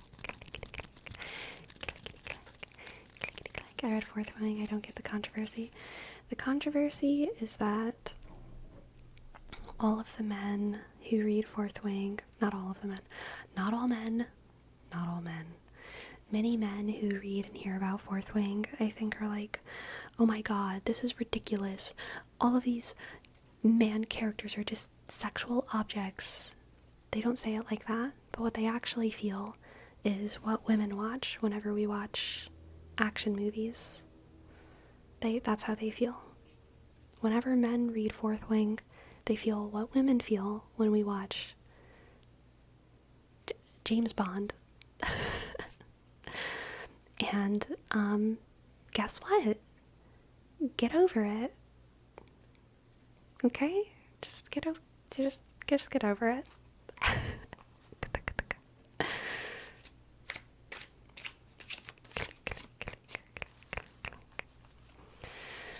I haven't even watched James Bond.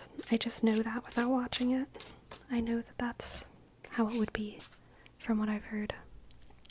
I'll drink their tears. Yum.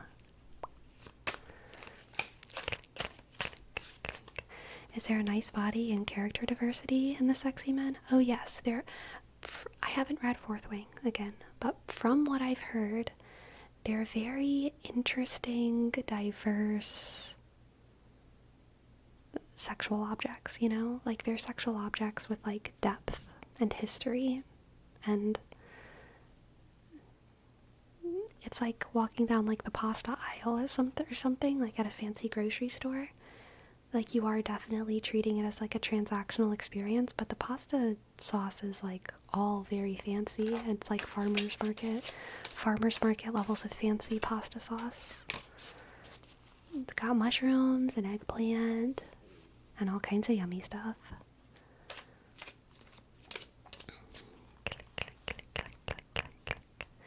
Sometimes you want a penne, sometimes you want a rigatoni, rather. Yep.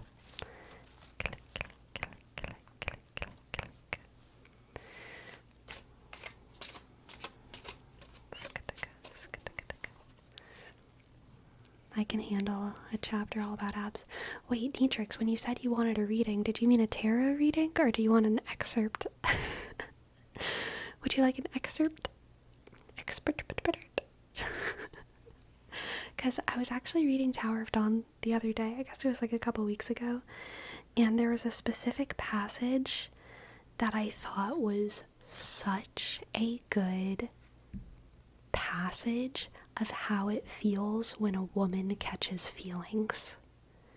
It was such a good passage of how it feels when a woman catches feelings. And it was when Irene was catching feelings for Kaol, which was annoying because she deserves so much different. I don't want to say better because I think Kaol's great, but like different. Maybe some later nights, kind of curious. Okay. After I give you a tarot reading, I can take a peek, okay? You hate it when those feelings are centered to Kaol. I do. It frustrates me. Gosh. Honestly, I want to believe that Kaol is like the redemptive version of the people like that who I've known in my life. You know, and that Kaol is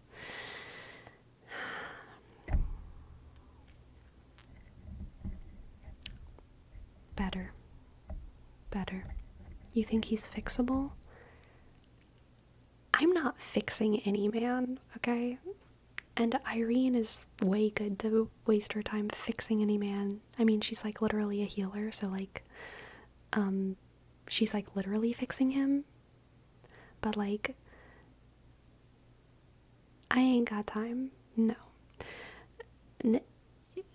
Is he redeemable? Absolutely.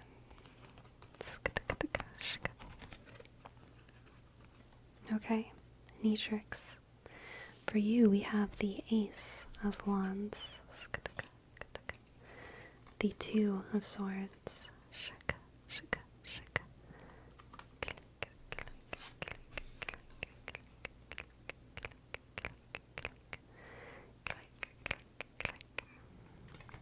5 of Wands, Ace of Wands, Two of Swords, 5 of Wands. Oh, Nrixs, you have a choice right now.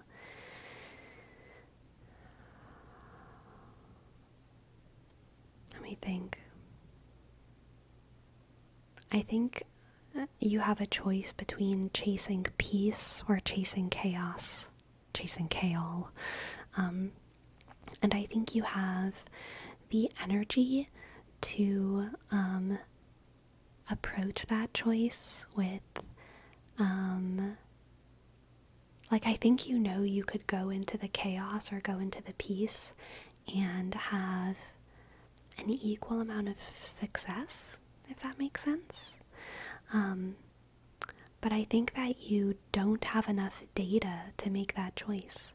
I think you feel at least like you don't have enough data to know whether or not you should choose chaos or maybe instead of chaos I should say something more competitive or confrontational, or whether you should choose peace.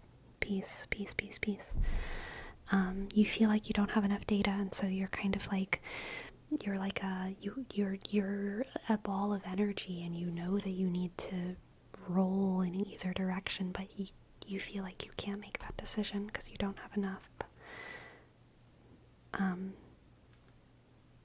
information. Next we have the King of Cups and the Three of Pentacles.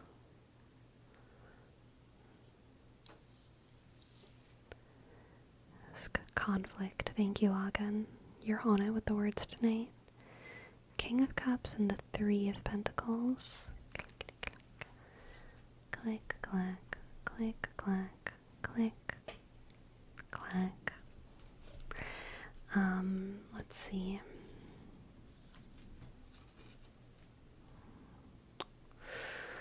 Oh, you know, I think, instead of thinking about what you should do, Nrixs, I think you need to take kind of an external perspective and think of, have you ever heard the quote, like, be the person your dog thinks you are? Be the person your dog thinks you are. That's kind of what I'm getting with this King of Cups energy. I think of whoever it is who you are dedicated to in this world, and don't think about what you should do. Think about what they think you would do. Think about what they think you would do. Whoever loves you, think about what they think you would do. And I think that that can act as kind of your compass in this situation, okay? And that's working with someone. I think that's kind of going to be the way that you work based off of other people's energy with that King of Cups energy. And that Three of Pence. I miss my dog. I haven't seen her in a while. Shory. Good night, Adria ASMR. Hope you have a good one. Let's see what the moon has for Nrixs. Aldebaran.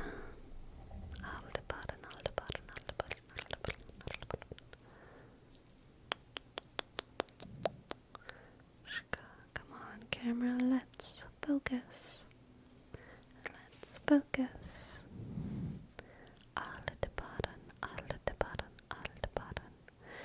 Destruction and rejection. Finding silences is like, finding stillness is like sailing up a river. Chaotic at the beginning, peaceful towards the closure. Do you see that, Nrixs? We have chaos and peace. That's wild. Chaos and peace, right there. Chaos and peace. Finding stillness is like sailing up a river. Chaos at the beginning, peaceful towards the closure. I think you have a lot of energy to dedicate to your journey, Nrixs. And whether you choose the chaotic path or the peaceful path, I think that you're going to bring so much energy to it that there's going to be a lot of life and passion and movement there at the beginning, either way. And it's going to settle eventually, either way, into a sort of peace and stillness. I think however the journey begins, it ends in peace. Okay, Nrixs? It ends in peace. As long as you got that moral compass holding you strong, alright? That moral compass. Keep that close, keep that close. Keep that close. Been a recurring thing on this project. Problem is I have no dog to ask. Gotta pronounce chaotic the proper way. The way 7-year-old Sleepy would do it. Chowdick. Yum yum yum. You're very welcome, Nrixs. Thank you so much for letting me read for you. I'm glad that you enjoyed. And thank you so much for your tip. Thank you.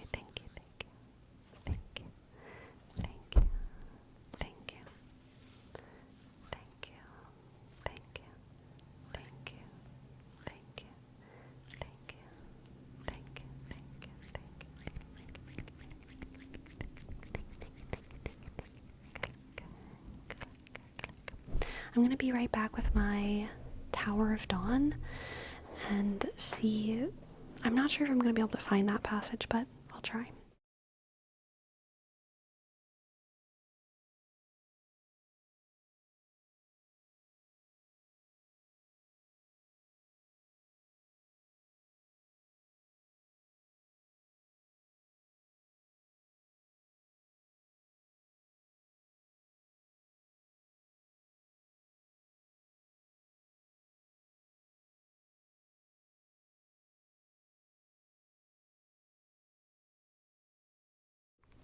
Okay, we're back. We are back with the Tower of Dawn. Let's see if I can find what I want. Let's see.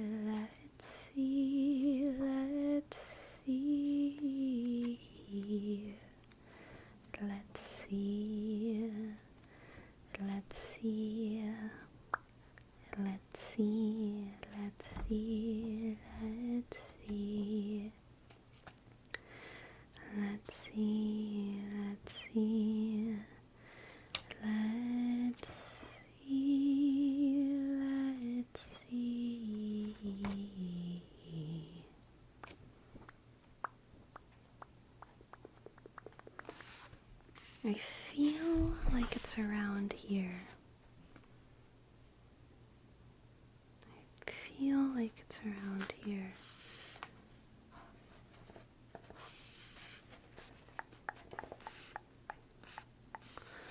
Nope, I feel like it's after this.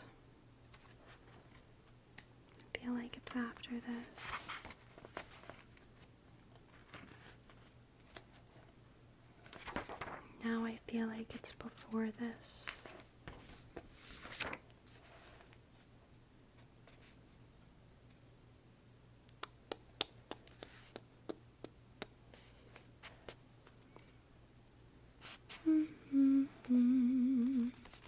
I'm not sure if I will be able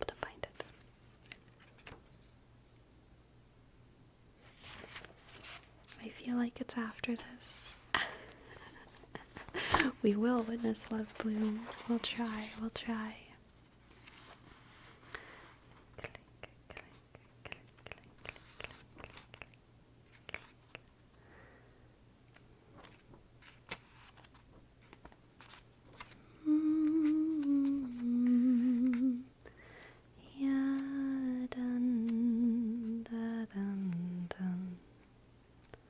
Definitely before this. Definitely before this.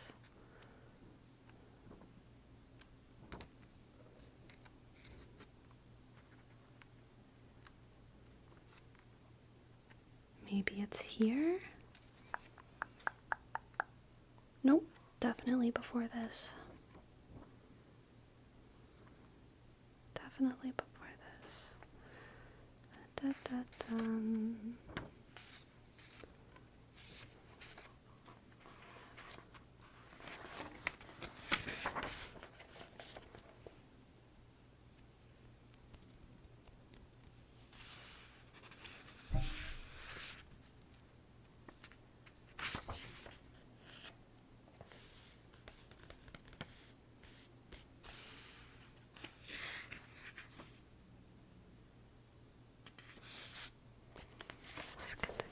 Remember some of the text?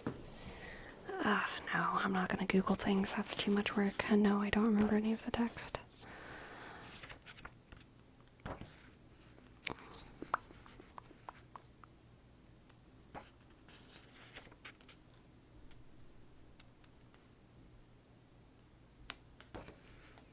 Was this it?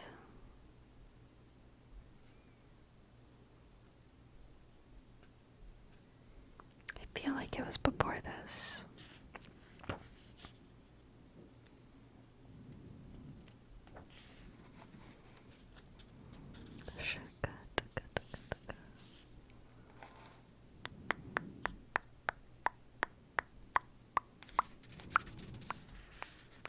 Hello, hi Geratini. Hello. So what you're saying is my homework is to order the book and read it for next stream. Yep, basically.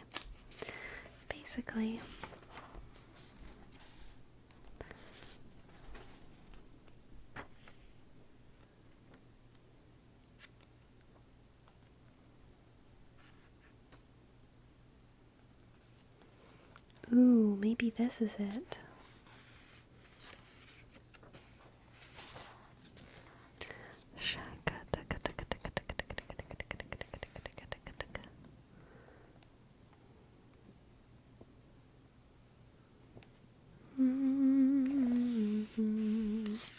Nope, it's not it.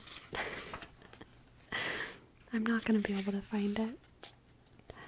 Chapter 38? No, I'm not there yet. Not even there yet. It's the beginning of the feelings. It's the very beginning. It's when I knew from pretty early on that they were gonna end up falling, okay? I knew that they were gonna end up falling for each other. But, there was a moment where I was absolutely sure. And this was that. Sorry if that was loud. Sorry.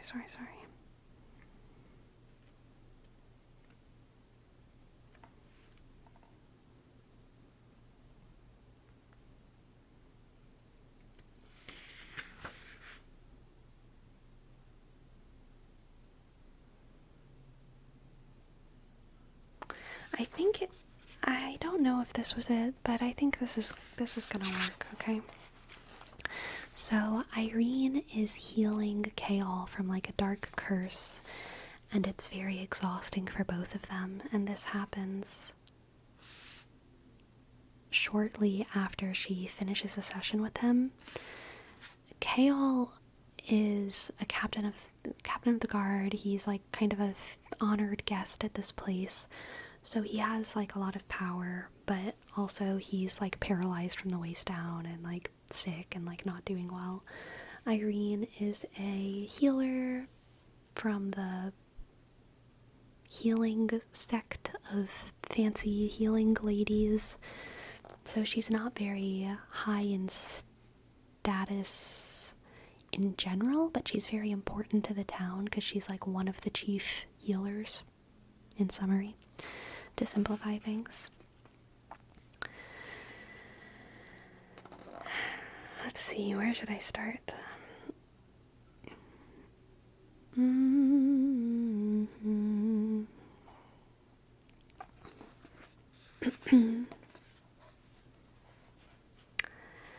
She closed her eyes again. This could take weeks, months, especially if she'd not find some way to shove back that wall of darkness. She tried and failed to move her legs. I should get you rest. The hand tightened on her shoulder. Rest, he said again. You're done for the day, she said. No additional exercise. I mean you. Rest. Each word was labored. Irene dragged her stare towards the large clock in the corner, blinked once, twice. 5. They had been here for 5 hours. He had endured it all that time, 5 hours of this agony. The thought alone had her drawing up her legs, groaning as she braced a hand on the low-lying table and rallied her strength, pushing up until she was standing, weaving on her feet, but standing. His arms slid beneath him, the muscles of his bare back rippling as he tried to push himself up. Don't, she said. He did so anyway. The considerable muscles in his arms and chest did not fail him as he shoved upward until he was sitting, staring at her, glassy-eyed. Irene rasped, You need tea. Kaja? Kaja's the name of like a serving girl, so Kaol says, Kaja. The name was little more than a push of breath. The servant immediately appeared, too quickly. Irene studied her closely as the girl slipped in. She'd been listening, waiting. Irene did not bother to smile as she said, Peppermint tea. Lots of it. Lots of honey. Kaol said, 2 of them. Irene gave him a look, but sank onto the couch beside him. The cushions were slightly damp with his sweat, she realized as she saw it gleaming on the contours of his bronzed chest. She shut her eyes just for a moment. She didn't realize it was far longer than that until Kaja was setting 2 delicate teacups before them, a small iron kettle steaming in the center of the table. The woman poured generous amounts of honey into both, and Irene's mouth was too dry, tongue too heavy to bother telling her to stop, or she'd make them ill from the sweetness. The servant stirred both in silence, then handed the first cup to Kaol. He merely passed it to Irene. She was too tired to object as she wrapped her hands around it, trying to rally the strength to raise it to her lips. He seemed to sense it. He told Kaja to leave his cup on the table, told her to go. Irene watched as though a distant window, while Kaol took her cup and lifted it to her lips. She debated shoving his hand out of her face. Yes, she'd work with him. No, he was not the monster she'd initially suspected he'd be. Not in the way she'd seen men be. But letting him this close, letting him tend to her like this. You can either drink it, he said, his voice a low growl, or we can sit like this for the next few hours. She slid her eyes to him, found his stare to be level, clear, despite the exhaustion. She said nothing. So that's the line, Kaol murmured, more to himself than her. You can stomach helping me, but I can't return the favor, or can't do anything that steps behind your idea of who I am. He was more astute than most people likely gave him credit for. She had a feeling the hardness in his rich brown eyes was mirrored in her own. Drink. Pure command laced his voice. A man used to being obeyed, to giving orders. Resent me all you want, but drink the damn thing. And it was a faint kernel of worry in his eyes. A man used to being obeyed, yes, but a man also inclined to care for others, look after them, driven to it by a compulsion he couldn't leash, couldn't train out of him, couldn't have broken out of him. Irene parted her lips, a silent yielding. Gently, he set the porcelain teacup against her mouth and tipped it for her. She sipped once, he murmured an encouragement. She did so again. So tired. She'd never been so tired in her life. Kale pushed the cup against her mouth a third time, and she drank a full gulp. Enough. He needed it more than she did. He sensed she was likely to bark at him, withdrew the cup from her mouth, and merely sipped it. 1 gulp, 2. He drained it and grabbed the other one, offering her the first sips again before he took the dregs. Insufferable man. Obviously. Obviously. They are endgame after you read that passage. And obviously, she has feelings for him that she cannot yet admit to herself. It is so... That was the passage. I remember having feelings when she was talking about the rippling muscles in his back. I was like, Irene, calm down. Everyone has muscles in their back. Why are you staring? But then there was the moment where she was like looking at his eyes and stuff, and I was like, oh, Irene, you're catching fifis. You are absolutely catching fifis. TF Colton, thank you so much for your sub. Thank you. Thank you, TF Colton. T Ask _C L L T N. Thank you very much. Thank you, TF Colton. She had some tea and some kofefe, so true. Is it normal for your muscles to ripple when you sit up from laying down?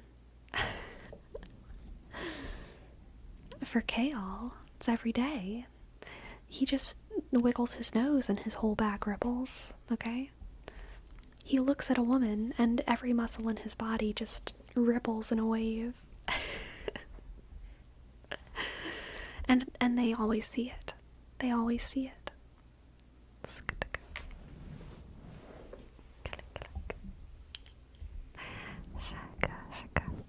I'd like to think that man is just constantly undulating for some reason. Or for no reason, yeah. So true. Every man in Sarah J. Maas books is just constantly undulating.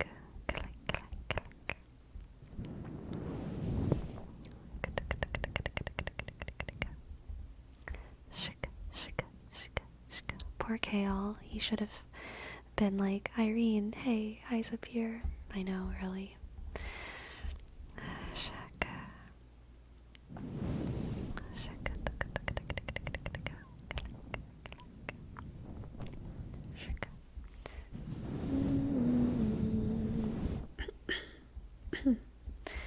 I need to clear my throat for a second.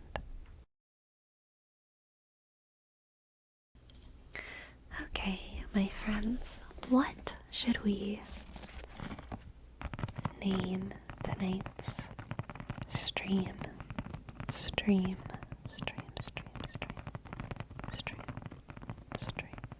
What brand is your shirt? I don't even remember. I got it off of Depop, but I remember it's like a normal brand. It's like a normal, like, Forever 21? Yeah, it's Forever 21.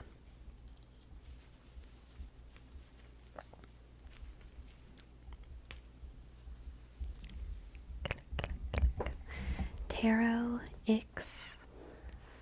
We weren't really talking about icks. We were talking about like being grossed out, but we were talking about icks. I feel like if I say icks, people are gonna think I'm talking about like TikTok, like man icks. Like, oh my god, this man gave me the ick, which isn't really what we were talking about. We were just talking about like things that gross us out in life. Man icks.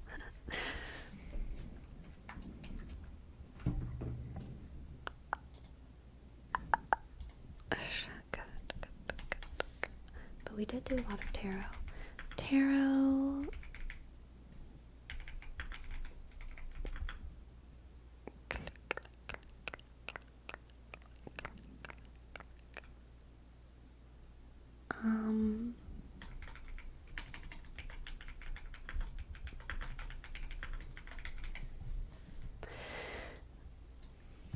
How about this? Tarot, gross stuff, Sarah J. Maas boys.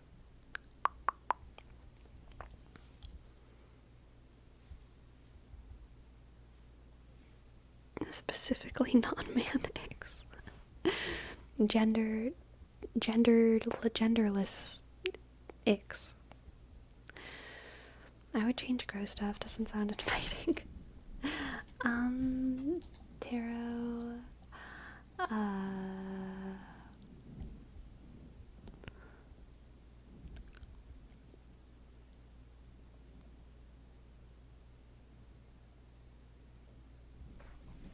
what about yucks? Yucks? Yucks? Is that better? Unyummies. Unyummies is pretty funny. I think yucks works. I think yucks is descriptive, properly descriptive.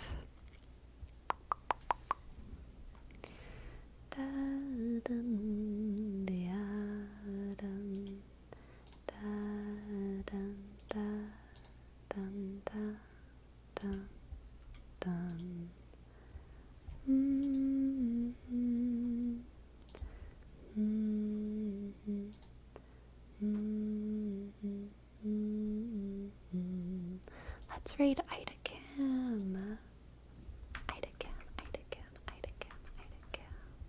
They have a great stream. Can we raid St. John of the Cross? Dude, I wish St. John of the Cross was a Twitch streamer. But I feel like he actually would kind of hate it. Yes, next stream is on next Wednesday, okay? I'm so sorry. It's going to be a long time, but please forgive me. Please, please, please, please, please. It has been very fun. I've had a good 3 days of streaming. I've had a good time. Thank you very much for streaming, Miss Sleepy. Hope your weekend and extra days are good and relaxing. Thank you, thank you, thank you. Yes, my busy weekend, I also hope it goes well. We won't go away. Just relax and handle your things. Thank you, Nrixs. Thank you, everyone. Farewell. New video up on Monday. Members only video up on Sunday. And, you know, life goes on. Sleep well, everyone. Sleep well, sleep well, sleep well, sleep well. Remember to ripple your back muscles every time you sit up from resting. Okay, you gotta practice. For the ladies. Good night.